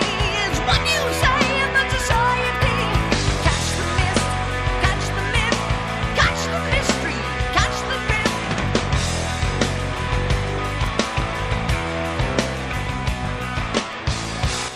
And welcome back to the Weekend Sit and Spin. I'm Nick O'Kelly, Drew Howard with me. Saw this story, Nick, coming out of CNS News. That's pretty funny. It comes also from the the Jeff Sessions, Senator Jeff Sessions deal with Zuckerberg. In fact, actually, I got a little bit of a video here we can play. But it says he spent over $30 million on 4 different houses to secure his borders. Jobs, wages, and livelihoods of their constituents to a group of special interest meeting in secret at the White House. What Congress has refused to pass, and the American people have rejected time and again, they are plotting at the White House, maybe even more so today, to do it anyway, no matter what the people think, no matter what Congress, the People's House, votes on. Politico reports that White House officials have conducted more than 20 meetings in the White House. I doubt they've had 20 meetings on ISIS. 20 meetings in the White House and in July and August with legal experts, immigration advocates, business leaders to gather ideas on what should be included in the order. Now that's a quote from the Politico. We'll go ahead and we'll stop the video there. But yeah, saying that was, like you mentioned earlier, going to Mexico City and giving a speech claiming that America's immigration policy is strange and unfit for today's world. But then he goes on to talk about the fact that Mark Zuckerberg spent more than $30 million buying up 4 neighboring houses around his property just to secure his borders, just to keep his privacy. Never mind the fact that his company's spying on 30 million. Well, what's it now? I think it's like 700 million Americans have Facebook. There's more Facebook pages than there are Americans out there. Yeah, it's incredible. And it's spying on that. Never mind that fact. He doesn't want to be spied on. Yeah. Well, and it goes back to the secret meetings at the White House and why that's so dangerous and why that's so scary. And it goes back to JFK here. He warned us about secret society, what's done in secret. And why things shouldn't be done in secret in our government. And we are, as a people, inherently and historically opposed to secret societies, to secret oaths, and to secret proceedings. For we are opposed around the world by a monolithic and ruthless conspiracy that relies primarily on covert means for expanding its sphere of influence, on infiltration instead of invasion, on subversion instead of elections, on intimidation instead of free choice. It is a system which has conscripted. I don't know, Nick. vast I'm human pretty scared here. He's starting to sound crazy. JFK's starting to sound really crazy there. I think he might be living in his mom's basement. I think he's he might. starting to sound like a crazy conspiracy kook talking about a monolithic world conspiracy to control our government.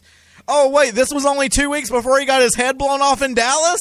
He's a bit of a racist there. Oh, 10 days before, excuse me, not even 2 weeks. 10 days before his assassination, he's talking about this. He's, he's a crazy conspiracy kook. Well, I mean, you know, He's like these 9/11 truthers, Nick. These idiot truthers. I saw an article on Breitbart I want to talk to probably in the third hour. Talk about in the third hour with that. Well, but you know, he's a kook. George Washington wouldn't belong in today's U.S. Army. And then we have from Breitbart today to go along with all this Facebook stuff, Mark Andreessen, Jeff Sessions is clinically insane for supporting U.S. workers. And it's after Jeff Sessions, in a Thunders Wednesday speech on the Senate floor, denounced Facebook co-founder Mark Zuckerberg for pushing this amnesty. We had Facebook board member Mark Andreessen malign the Alabama senator in a series of tweets. One was, quote, outright slandered from an odious hack. Another one said Mark has directly and indirectly created tens, maybe hundreds of thousands of U.S. jobs. He implied that Sessions was clinically insane. Yeah, don't you see those all the time in your spam box on your emails? Make $13,000 a day posting ads on Facebook. Yep. And he even said that Sessions' embrace of American workers will guarantee, quote unquote, that the Republican Party never wins a national election ever again. There you go. That's it. In black and white, that's what all of this is about. They want people to either embrace more illegal workers or never be involved in party politics again. They are destroying American sovereignty. And party politics is the problem we have here, folks. We need to get away from party politics because all it's done is turn politics in America into a team sport. That's right. It's party politics in America is literally the Bill Hicks bit. I think the puppet on the right shares my beliefs. I think the puppet on the left is more to my liking. Hey, wait a minute. There's one guy holding up both puppets. Shut up. Go back to bed, America. Your government is in control. Here's Love Connection. Watch this and get fat and stupid. Well, and that's what the James Foley's family, when they were coming out to RT about being threatened by the U.S. government for trying to raise the ransom, they were told that they should just trust that the U.S. government's in control and will get their son back. And, of course, we see what happened. Their son was brutally murdered, or at least allegedly. I mean, I'm assuming that he's probably not alive. I would at least assume that. It's very, very tragic, but that's what we see. Well, and the government's mad. That's why the government's going after Christians so hard. That's why they're trying to destroy any type of faith-based community in America, because they're tired of having another god above the government. They want the government to be your god. That's right. They want, and you see this in socialist countries. Venezuela, for instance, when Hugo Chavez was there, how they destroyed Christianity in that country. They would go in and they would make elementary school students be like, okay, pray to God for food. And then they would, and they'd be like, see, you get nothing now, pray to Chavez. And then they'd put a bowl of food in front of them. And that's why, we laugh and we joke about little Stephen here, but it's really scary with him praying to Obama. Yeah, it's very scary. Because that is the conditioning of our American children. I mean, look at what they're being conditioned to in our schools now. And for President Barack Obama. Barack Obama, thank you for doing everything and all the kind stuff. Thank you for all the stuff that you helped us with. Thank you for taking the courage and responsibility for everything you have done for us. And God has gave you a special power. And you are going to handle it just fine. You are good, Barack Obama. You are great. And And when you get older, you will be able to do great things. Love, Stephen. Barack Obama! Well, he has been blessed with special powers, as Steven says there. Because What, to play more rounds of golf than anybody else in existence? Yeah, yeah, no, but we have from Breitbart News as well, the Obama chief of staff pledging action on immigration once again, playing this stupid game like we're all really dumb. You know, will he put through immigration action? Will he not? It's from the AP. President Barack Obama will act on his own by year's end to remake the nation's fractured immigration system, and he will go as far as he can under the law, the White House chief of staff told frustrated Latino lawmakers on Thursday. As chief of staff Dennis McDonough made the commitments in a closed-door meeting at the Capitol with members of the Congressional Hispanic Caucus. Like other Latinos and immigrants' rights activists, and the lawmakers were fuming over Obama's decision Saturday, made under pressure from endangered Senate Democrats to put off promised executive action on immigration until after November's midterm elections. And that's what he's doing. He's waiting on that at this point.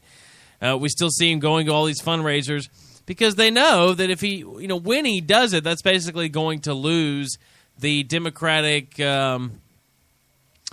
sympathy that they've got right now, basically. I mean, the Republicans look like they're completely disjointed. They look like they can't get it together. Mm-hmm. And so they're still basically relying on that to get him back into office in the midterms.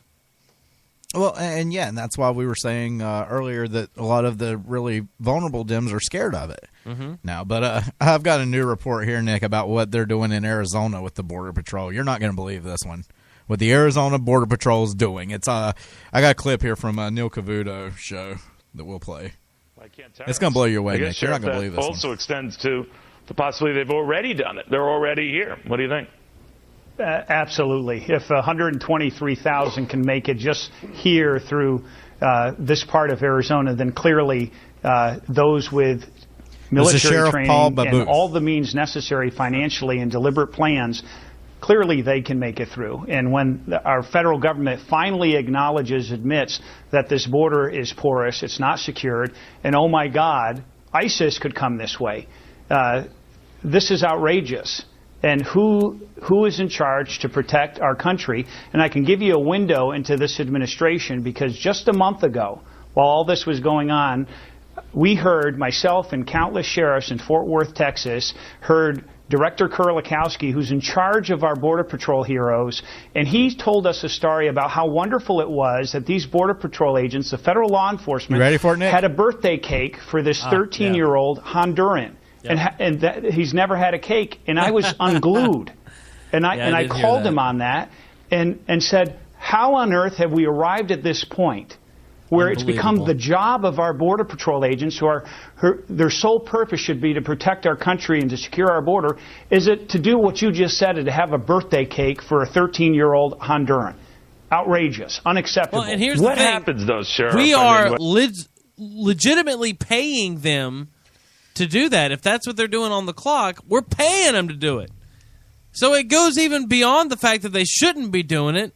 They're making birthday cakes. Yeah. This is what they're being told to do on the job. They're getting paid to do it.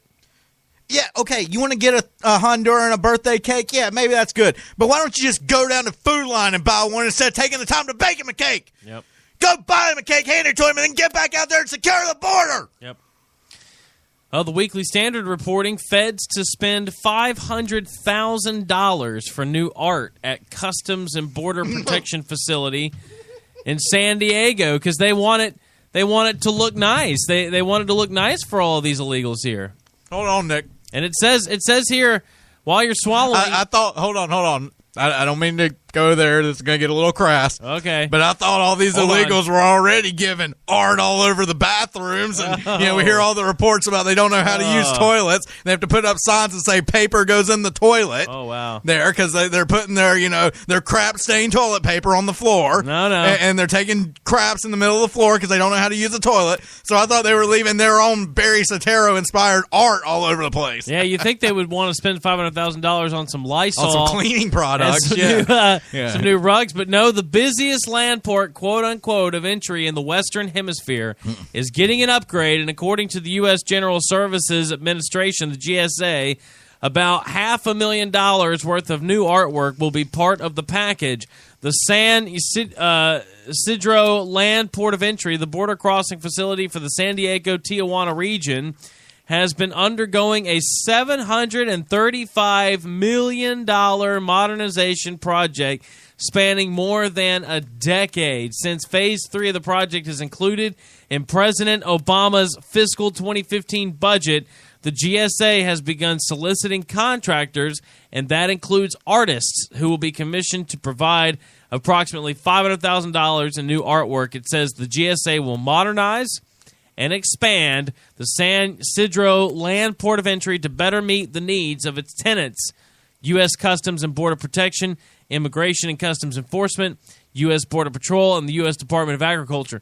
The project entails the phased reconfiguration and expansion of the existing facility to improve pedestrian and vehicular processing, increase operational efficiency, provide greater officer and public safety, decrease operational and maintenance costs, and improve the traveler's experience of crossing the border. The full build-out consists of the demolition and construction of the new port, including primary and secondary inspection areas, administration building, pedestrian building, and other supporting structures.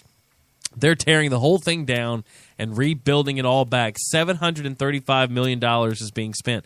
This is why we say that it's cheaper to deport them than it is to continue to expand all of these different initiatives towards housing and accommodating them, which is what the federal government seems to be positioning itself towards doing. I mean, the AP is reporting today, Drew, deportations down 20%. It's the fewest since 2007.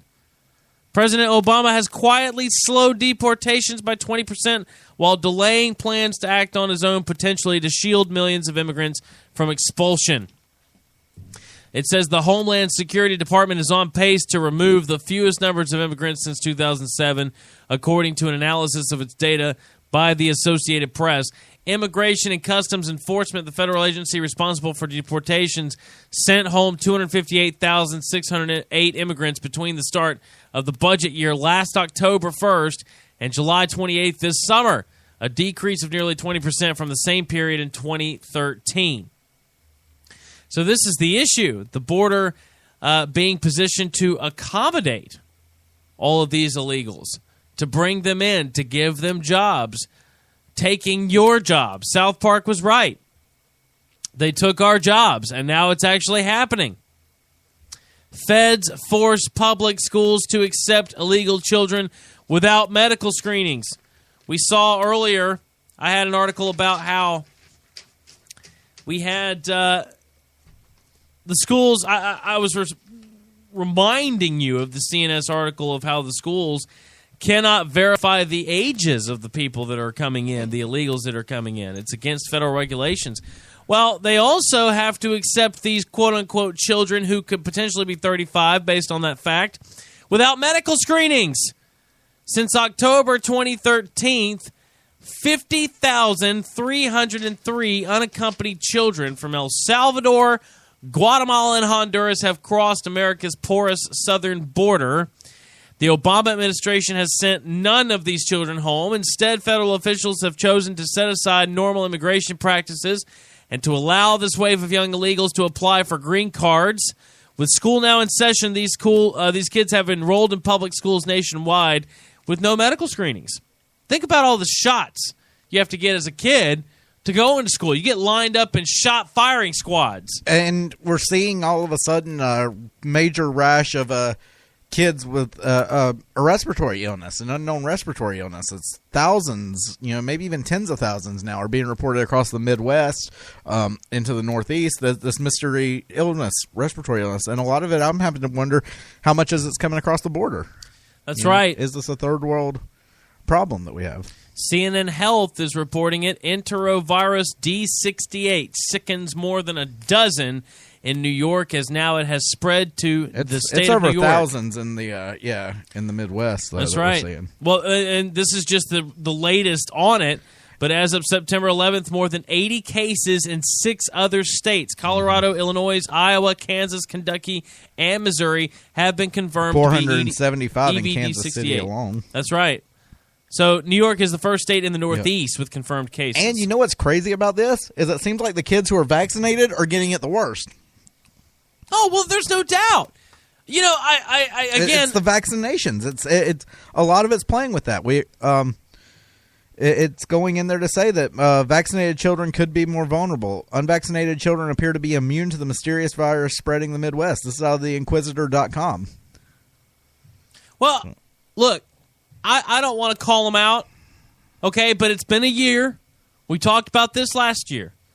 My job, we got them all. We got sign-up sheets all over the building right now. Free flu shots. Dear God, and it's so unbelievable because it's like, who's actually making money off this stuff when they're just giving out free to the public? Yep. And that's what makes me skeptical is the fact that they're free. I'm finally seeing people who, for a long time, refused to accept the fact that the medical industrial complex does not have your best interest at heart. They're starting to see this.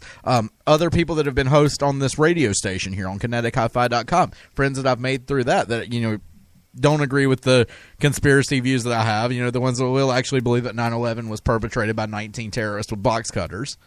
That JFK was perpetrated by Lee Harvey Oswald alone, that'll believe all of these things. They're starting to wake up and they're starting to realize because it's only common sense. Mm-hmm. That's right. If Big Pharma actually had a cure for cancer, actually had a cure for any of these diseases, diabetes, you name it, they would be out of business. People would buy the cure once and be done with it. They want to keep you sick so you stay a customer for life, and they're starting to see this. Yeah, and that Western medicine is not the magic solution that everybody looks at it to be. And in a lot of cases, I'm looking towards Eastern medicine again. I'm looking at, I have bad sinus issues. I've talked about it on here before. I have really bad sinus problems. I'm looking into acupuncture possibly for that because I've heard great results. Mm-hmm. Chiropractors can help with that a lot. It's these Eastern forms of medicine. You see chiropractors looked down upon in Western medicine. You really do. Doctors and stuff will look down on that, the practitioners of chiropractic and massage, that kind of stuff, even though these are remedies that have went back thousands and thousands of years. If I get cancer, I'm not going to go down here to MUSC. I'm going to go out here to Seabrook Island, to Johns Island, to someplace south of here, and I'm going to find an old Geechee woman. Well, and I'm going to go eat dirt, and I'm going to use the holistic practices that they use. And I just why do you think you see so many of these old Gullah Geechee women out here that are 100 years old because they go out twice a month and eat dirt out of their backyard and they get minerals from it? Yeah, it's a fact. It's on record. I just want to point out the whole situation as well with chiropractors. We talked about this earlier in the week. It's a lot of times, though, is better to go to maybe a physical therapist just because there is sometimes part of the look down upon thing. There is also the whole they don't want you to go to something that's not a part of the regular medical establishment, and there's a lot of good chiropractors. And there's it's also not making money for Pfizer. Right, it's not making right. money for AstraZeneca. There is some. There is also the argument. This comes up every time. That's why I bring this up, because this is an argument you'll hear. Okay, that it's not an exact science. What that really is there are some scam artists out there who are not really medical doctors, and they'll just throw your back around and charge you. And I've had people in my family have that happen to them. So that's where that argument comes from. But that doesn't mean that there's something wrong with that practice overall. Okay. I mean, there are options besides just going and getting surgery every single time, and you should do the research and go look for it yourself rather than just run into an emergency room. You know what I mean? Like you said, because there are physical therapists, there are real chiropractors and people that can help you with a lot of those issues, but you're trained because of certain of these that really is almost a conspiracy theory because some scam artists ruined it for the rest of them, but you're trained because of that. Don't ever go to chiropractors. And that's really not the way that it should be looked at. And I wanted to bring this up, too, just because kind of a way to close that whole situation out, because we talked about it a few weeks ago, but the Joan Rivers situation. something else I found out from it, the source says Joan Rivers had a surprise throat biopsy.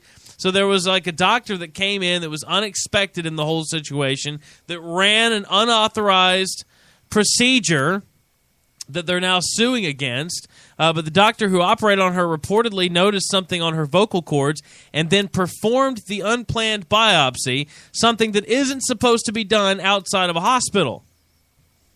And that procedure is said to have caused her death.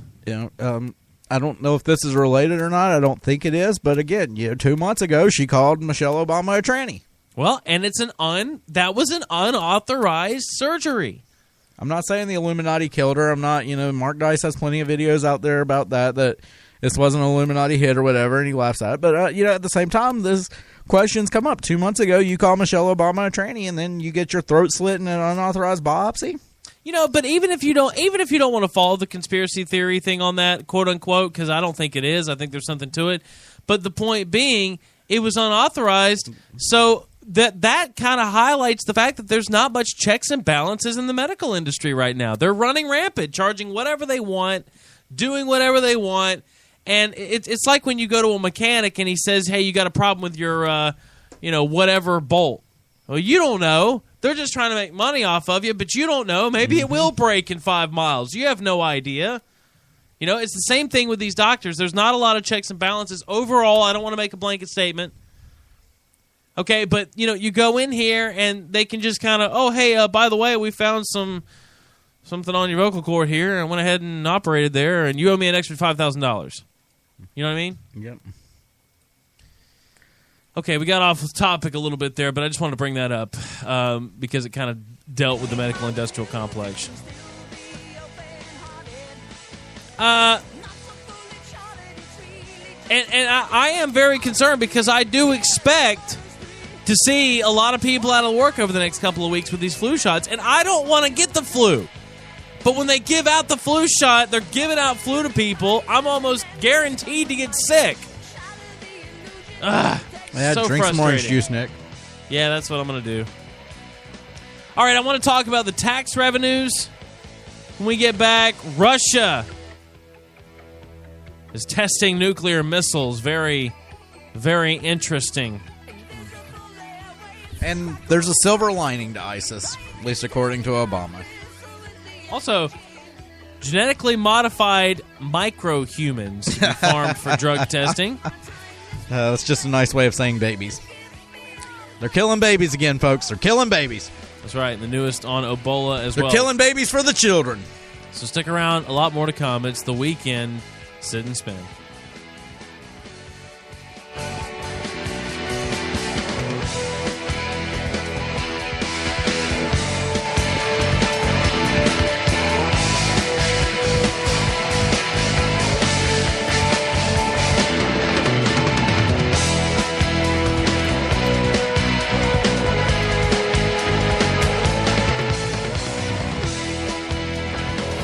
To Kinetic Hi-Fi in Charleston, Savalama.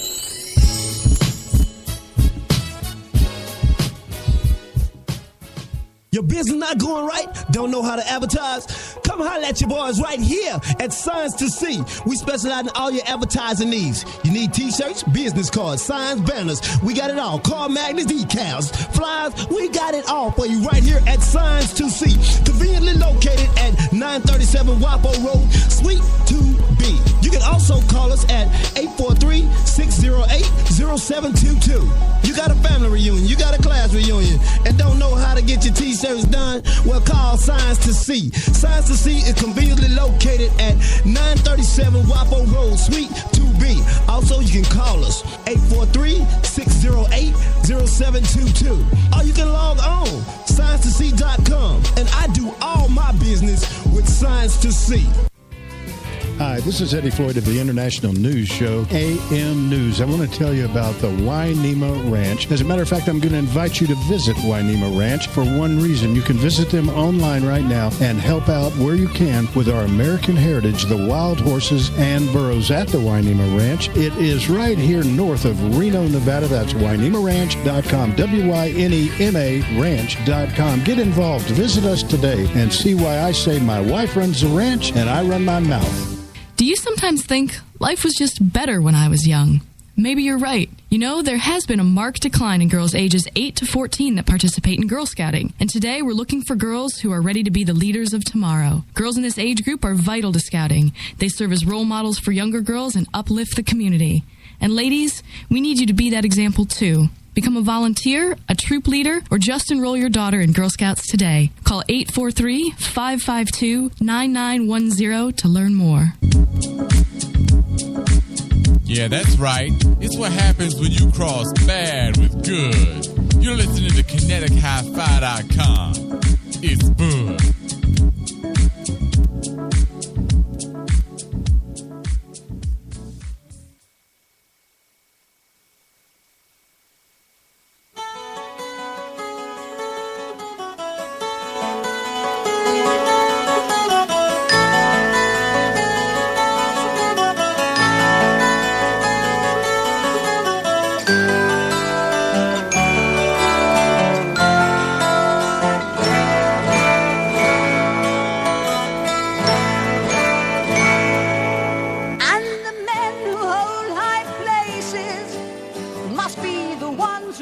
And welcome back to the Weekend Sit and Spin here in KineticHiFi.com studios.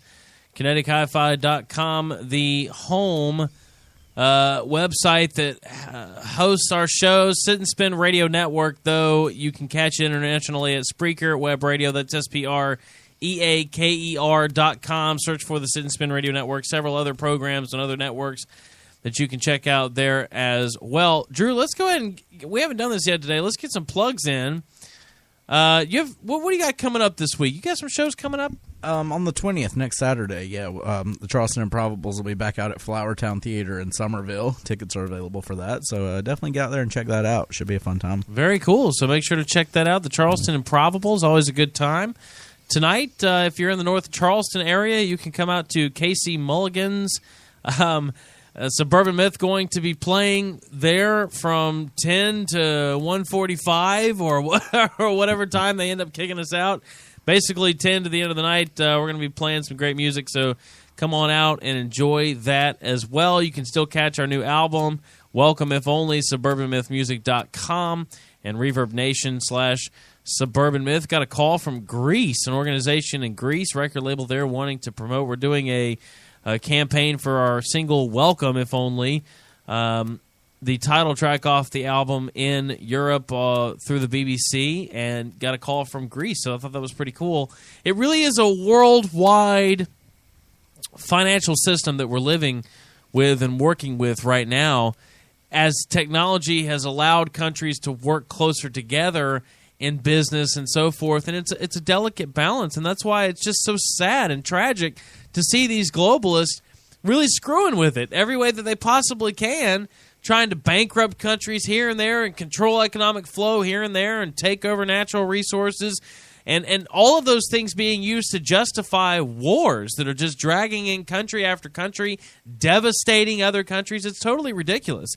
And it really is just bankers that are bored with a lot of money wanting to screw up geopolitical policy, because we have a world that really could work together. You know, I'm not calling for a new world order, just calling for countries that have advanced technologically and societally and morally that could work together. Well, and I don't even think it's a issue of working together. The countries that are technologically advanced, that are morally advanced, that are superior in that, don't want to work with anybody else. Look at Switzerland. Do you think they want to trade? Trade is a big. What I'm getting at is trade. There is, but even then they're self-sufficient. Trade. Oh yeah, they don't bring in a lot. No, I mean, look at what compared to their import-export ratio, Switzerland is self-sufficient. Right, they have natural resources and everything. So if you could have these global power structures stop trying to devastate countries to take over natural resources, we could all have prosperous societies that but trade with one another and get along. You have to look at it, though, from the Switzerland's non-interventionism platform. And thanks to ISIS, thanks to the fear porn of James Foley being beheaded and the threat that ISIS is coming across the border along with these illegals, and we have to be so scared of ISIS now, we're never going to get that. We see this pullback in the GOP. We see this pullback now away from the Ron and Rand Paul and Ted Cruz's non-interventionism message of saying, hey, let's fix America first. We're seeing a pullback from that, and it's even becoming more world police. We're listening to the idiots that are out there, Lindsey Graham, John McCain, saying, we must destroy ISIS, even though I had barbecue with them last year, and still playing into Eisenhower. We need people like Ted Cruz, Rand Paul, Ron Paul. We need Switzerland here that's going to say, no, we fix our own problems first. Screw the military-industrial complex. Screw Bell Helicopters. Screw Boeing. Screw GE. Screw Halliburton. Screw these military complexes, because that's exactly what it is. How much more warning do we need here? We had the warning in 1959 or 60, excuse me, when Eisenhower was on his way out. He warned us of the dangers. And with 9/11, that's the biggest thing we need to remember. Until the latest of our world conflicts, the United States had no armaments industry. American makers of plowshares could, with time and as required, make swords as well. But we can no longer risk emergency improvisation of national defense. We have been compelled to create a permanent armaments industry of vast proportions. Added to this, 3.5 million men and women are directly engaged in the defense establishment. Now, this conjunction of an immense military establishment and a large arms industry is new in the American experience. The total influence, economic, political, even spiritual, is felt in every city, every state house, every office of the federal government. We recognize the imperative need for this development, yet we must not fail to comprehend its grave implications. Our toil, resources, and livelihood are all involved. So is the very structure of our society. In the councils of government, we must guard against the acquisition of unwarranted influence, whether sought or unsought, by the military-industrial complex. The potential for the disastrous rise of misplaced power exists and will persist. We must never let the weight of this combination endanger our liberties or democratic processes. We should take nothing for granted. Only an alert and knowledgeable citizenry can compel the proper meshing of the huge industrial and military machinery of defense. And do we have an alert population? Well, and see, do we have an alert population right now in the midst of football season? Would you say the American population is alert to stand in resolve against the military-industrial complex pushing us into war with ISIS? Well, this is my whole point, though. I mean, we have a system in our world right now that would allow total prosperity, that would allow individual societies to gain their own footholds and powers and make plenty of profit and do whatever they wanted to do. But you have these major systems of globalists and bankers and people that want to introduce communism and socialism and fascism to deliver, quote-unquote, equality to the people, when really, if they would just stay out of each other's affairs and stop trying to perpetuate the military-industrial complex, we could be prosperous and equal as a total humanity, as total society, to be able to progress humanity forward. I mean, I'm just pointing out the irony of the whole thing. I mean, it sucks, but, you know, and you were saying with Rand Paul, too, I just want to point this out. Breitbart does have an article, Pew Survey, GOP becoming less libertarian on foreign policy, and I love how they have a picture of Rand Paul sitting here. On this article, Republicans may be moving away from a more libertarian foreign policy approach after the Islamic State's public beheading of two journalists. A recent poll says, and yeah, again, you know, those are fake videos, folks. Every major video analysis that has looked into it has said those videos are fake. They were not beheaded in the videos, but yet you still see that shown everywhere as fear porn. Same as this past week, all we saw over and over again was the pictures and the images of the second plane hitting the World Trade Center to scare you. It's fear porn. They want you living in fear because then you're easy to control. But they throw a picture of Rand Paul on there, and suddenly they can say the American public is in favor of war. Mm-hmm. Total media propaganda. The same Pew poll found that 47% of Americans said that they were more concerned that the government's anti-terrorism policies have gone too far and restricted the average person's civil liberties. Which is exactly what's happened. And that's why the anniversary of 9/11 is so very important. Not just for the people who died, because, again, we don't want to take away from that. Those people, those families lost those people. It's tragic. But there are people who remain responsible for the whole situation who have not been held accountable. And there is a massive, almost worldwide cover-up of this to perpetuate the lie. And it's completely ridiculous. And that's what needs to be the focus of these anniversaries of 9/11 every year. You know, at the end of the day, on 9/11 the other day, how sad is it that I said, hey, we made it. You know, I had someone come up to me at work on 9/12 and said, hey, it's Friday or whatever. I said, yeah, we made it. I mean, how sad is that? You know, nothing major happened on 9/11. I don't want that to be what I live in fear of every single year. No, but that's what it's going to be. That's what the lamestream media, the national narrative, is going to be pushed down. Never forget what we lost that day. And I'm not talking about the loss of lives in 2 buildings and 4 planes. I'm talking about what we lost that day was the Bill of Rights. Mm-hmm. What we lost that day was the freedoms that made us American to begin with. Oh, yeah. Yeah, we don't have the Bill of Rights anymore. There's no doubt about that.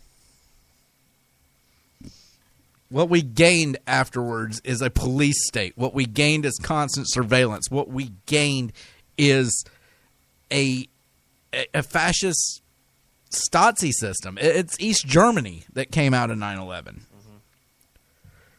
Complete with kids. Tell your teachers about your parents' guns and tell your doctors. That's right. If you see something, say something. Yeah, we see that at Walmart with freaking Big Sis, Janet Napolitano. Mm-hmm. Exactly right. All right, so we are now about to head into the third hour here on the Weekend Sit and Spin. You've been listening on KineticHiFi.com and also Spreaker Web Radio. That's SpreakerEAKER.com. Search for the Sit and Spin Radio Network for all the archives. As well, Kinetic Hi-Fi, the home studio. Hi, I'm Janet Napolitano, Secretary of the Department of Homeland Security. Homeland Security begins with hometown security. That's why I'm pleased that Walmart is helping to make our communities more safe and secure. If you see something suspicious in the parking lot or in the store, say something immediately. Report suspicious activity to your local police or sheriff. If you need help, ask a Walmart manager for assistance.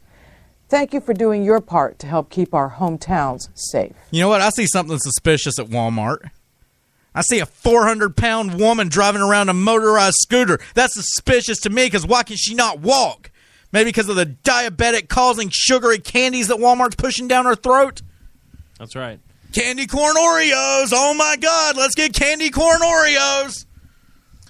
Let's get your pumpkin spice latte that has nothing organic or good in it. Have you seen what's in the Starbucks pumpkin spice lattes now that they're back? No. Look it up. Food Babe did a thing on it. Foodbabe.com. You can check it out. It's disgusting. It's worse than the light beers. Yeah, I'm not a fan of Starbucks at all. I don't go to Starbucks anymore. Drink overpriced coffee. Yeah, it's you know, I ever since I went in there to get some regular coffee, I wanted a mild roast of coffee in the afternoon. Okay, a cup of it. I didn't want Frappuccino or a cappuccino or an ice whatever or your mom. What I wanted was a cup of normal coffee. And they took a spoon with coffee grounds and poured hot water over it and put that in a cup and sold it to me for $6 or something. That was the last time I've gone to a Starbucks. Because I can make that myself at home, okay? And that's what I've really started realizing is that this corporate society we live in is basically built to keep you from doing things for yourself. You know, Radio Shack doesn't have parts anymore because they don't want you to build things for yourself. They want you to replace your radio every time it breaks. That's the way they keep making profit off of your misfortune and stupidity. Nancy Pelosi says Republicans endanger civilization. I think Nancy Pelosi endangers civilization. Also, Hillary Clinton faces skeptical Iowa voters. She's not running for president, but for some reason she's heading to Iowa. And also, I still want to get to the tax revenues and the government's deficit this year. There's just still quite a bit to go over. This is the Weekend Sit and Spin. Last hour coming up next. Stick around.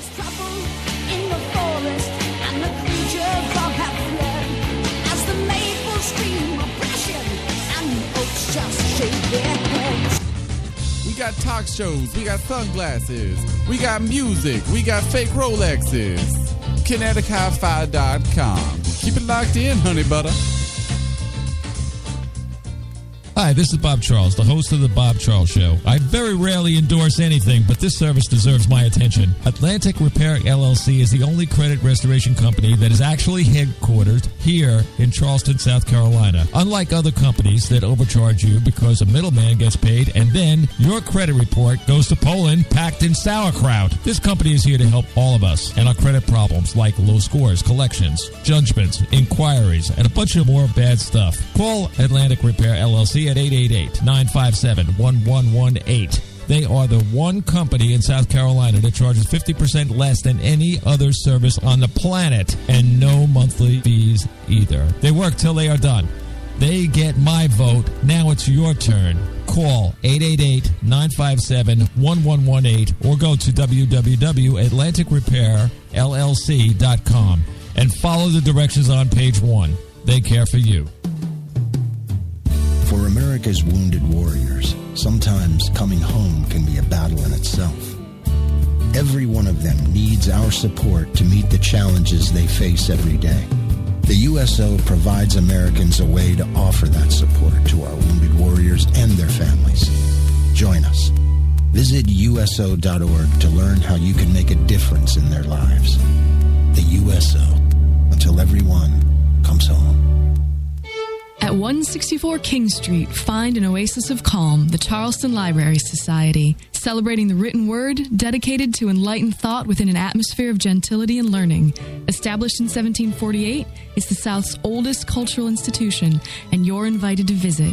Come experience the elegant main reading room, our children's center, and join in to enjoy our speakers series, concerts, and other fine programs.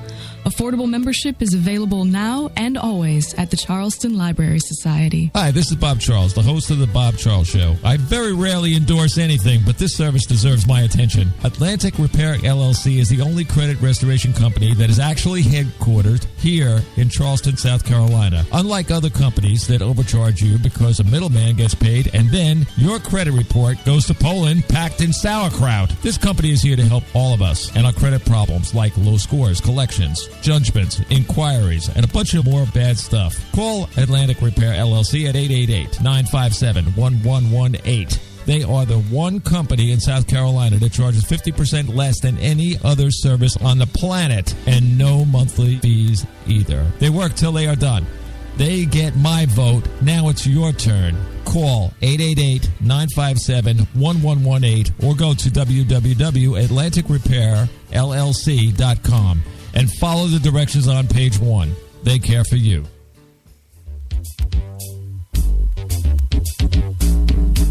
Thank you for listening to KineticHiFi.com Community Radio.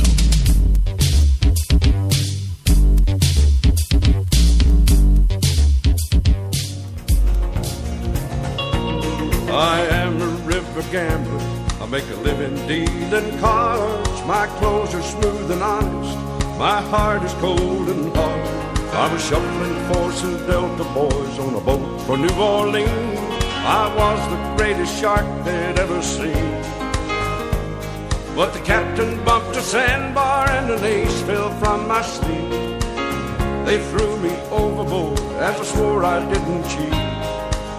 But I could swim All right, welcome back to the Weekend Sit and Spin. Nickel Kelly, Drew Howard. We are heroes of the homeland. Highwaymen. KineticHiFi.com.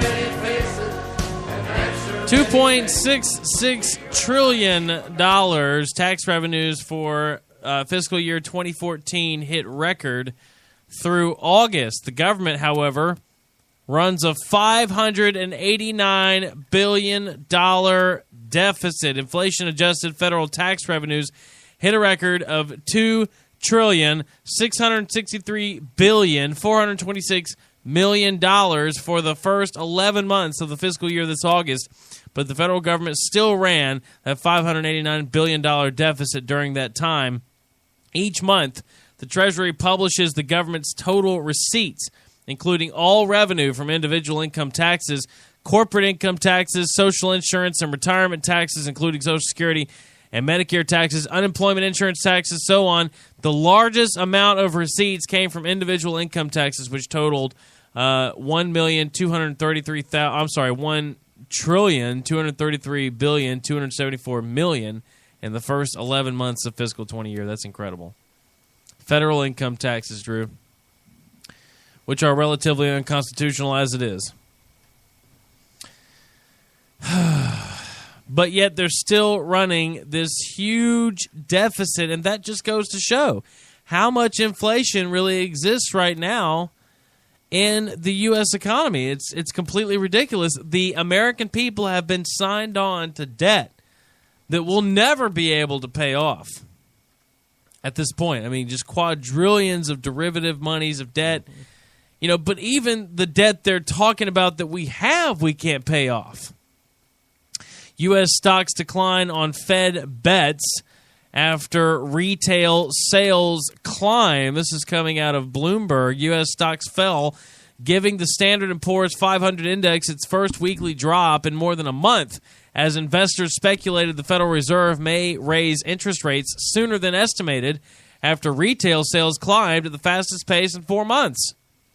Energy shares in the S&P 500 fell 1.5%, extending losses for the week to 3.7%, so on and so on and so on. But they keep betting on the fact that the stock market is going to crash. And that's how they're making all their money, is off the stock market crashing, rather than attempting to fix the economy and keep it from crashing. Professional investors, this is from ETF Daily News, are preparing for a stock market crash. Quote, you definitely are seeing managers reduce risk levels. It says it looks like a growing number of professional investors are preparing for a stock market crash, as hedge fund filings for the second quarter show a spike in defensive positions. In particular, George Soros made a huge bet against the market. He increased his short position on the Standard & Poor's 500 by a startling 605%. The $9.69 million new shares of SPDR S&P 500 ETF Trust put options gave Soros a total of 11.29 million shares and made it the biggest holding in his portfolio, all based off of the stock market actually crashing. So we see George Soros just betting on the fact that the market's going to crash. And how is that supposed to make us, as Americans, feel in terms of confidence over the economy? I mean, we've got major corporations lobbying to bring in amnesty so we can have more workers and more labor and decrease wages for actual American workers, and we have record numbers of Americans out of jobs. Investors gambling on crashes in the stock market. More Americans than forecast file jobless claims. That's Bloomberg News.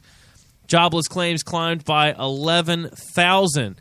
Says the number of Americans filing for unemployment benefits unexpectedly rose last week to a 2-month high, interrupting a steady decrease to the lowest level since before the last recession.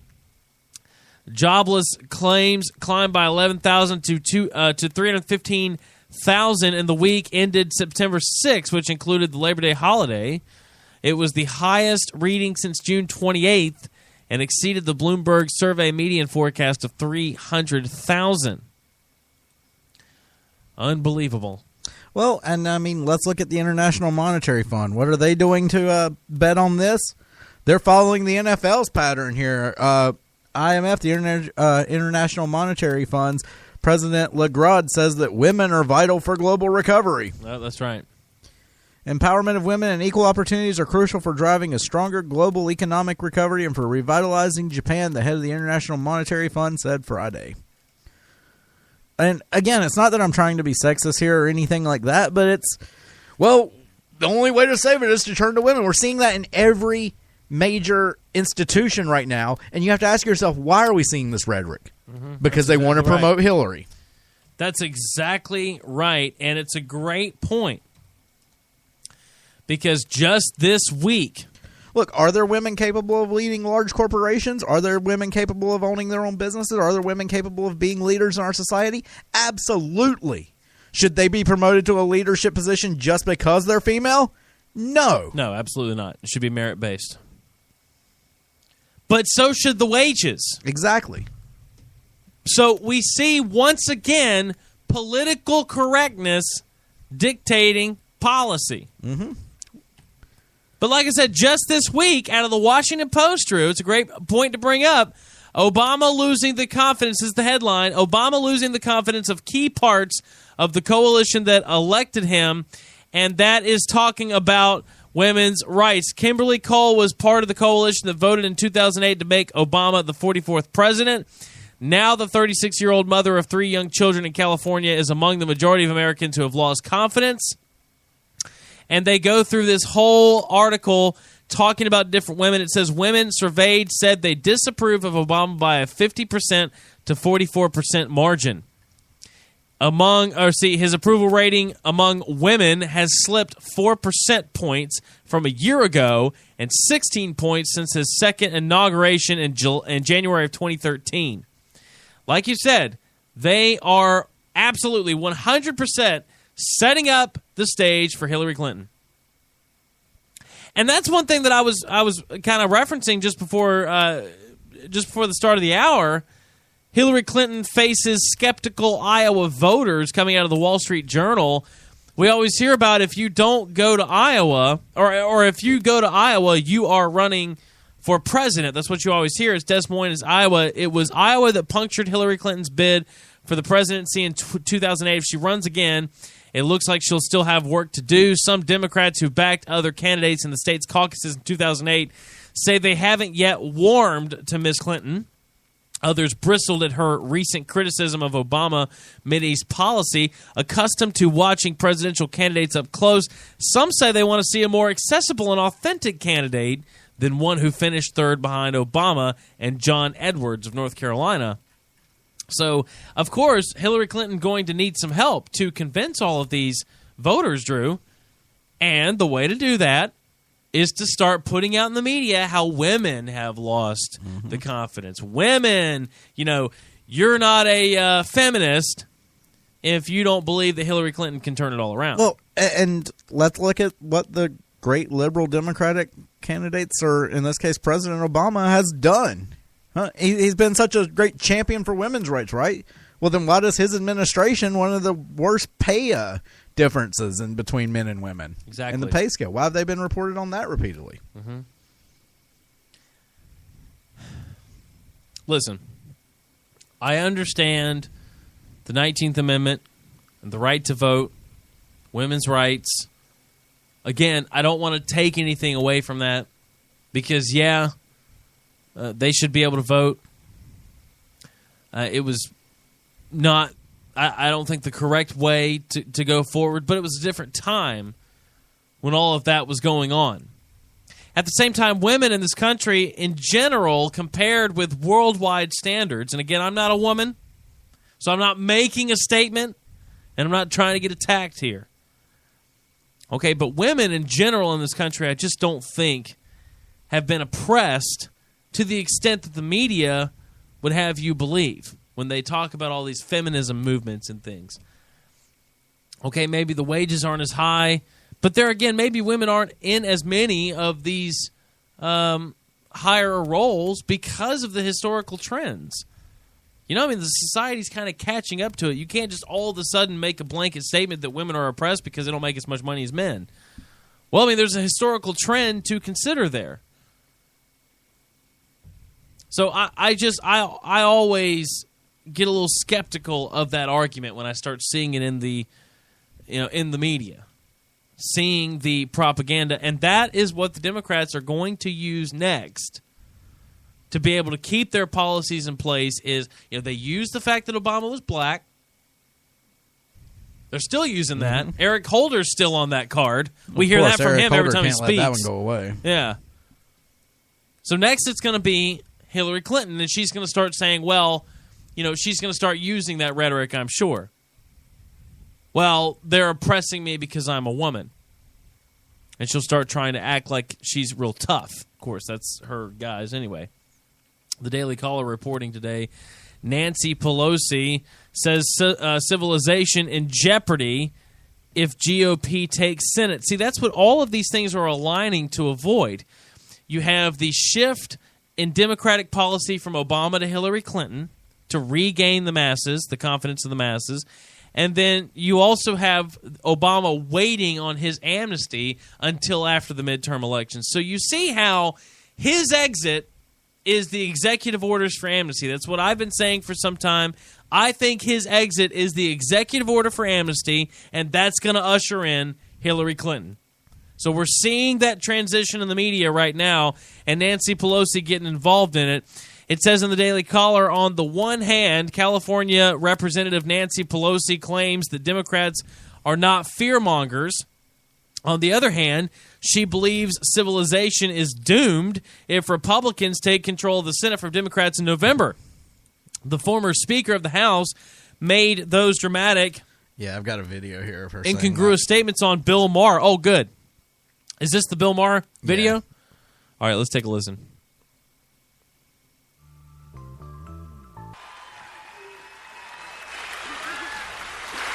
Well, as you can see, I always draw a completely bipartisan crowd.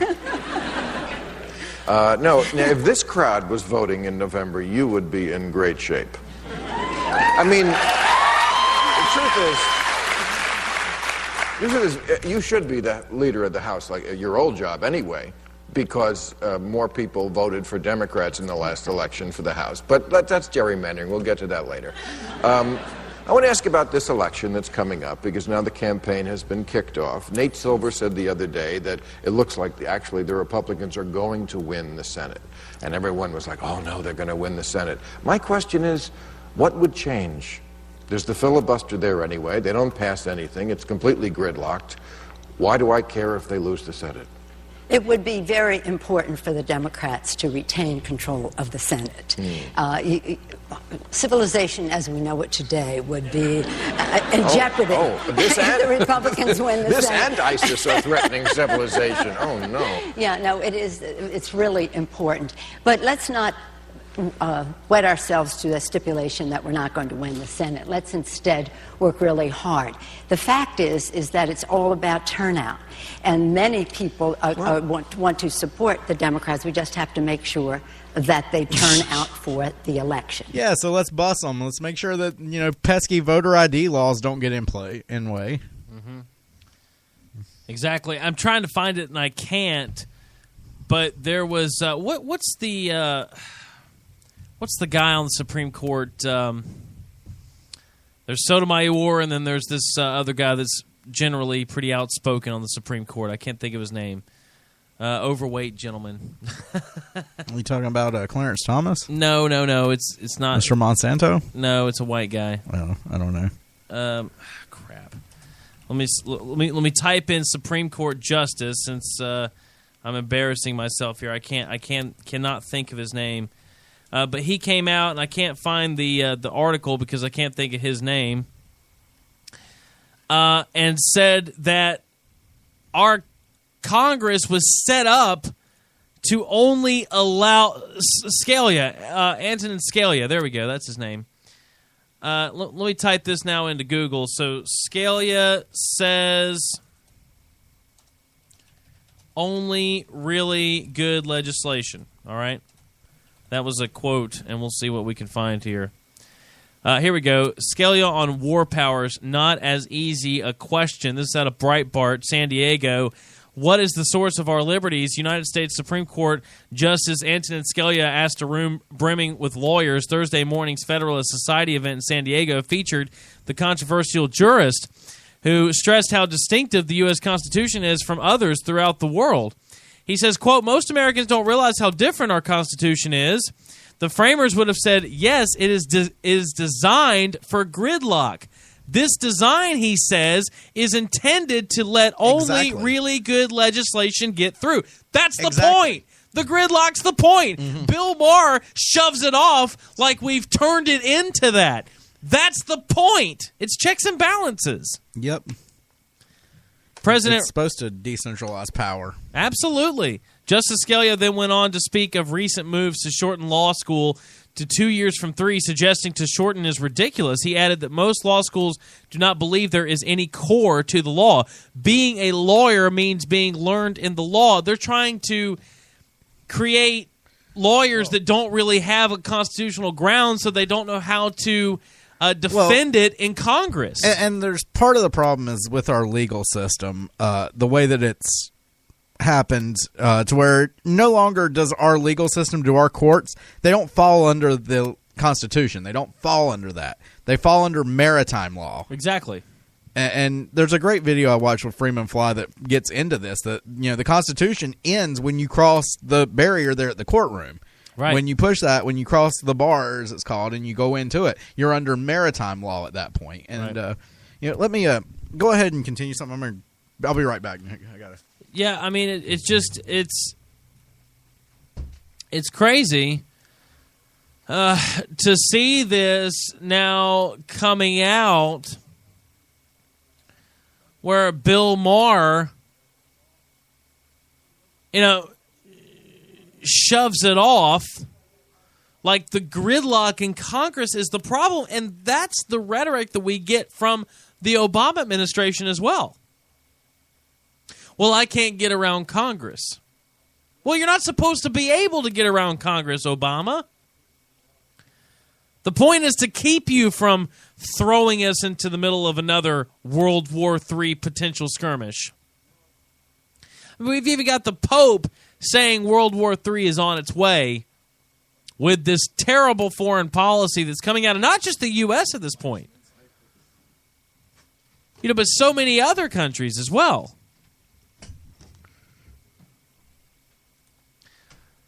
So, like I said, I get tired of hearing that.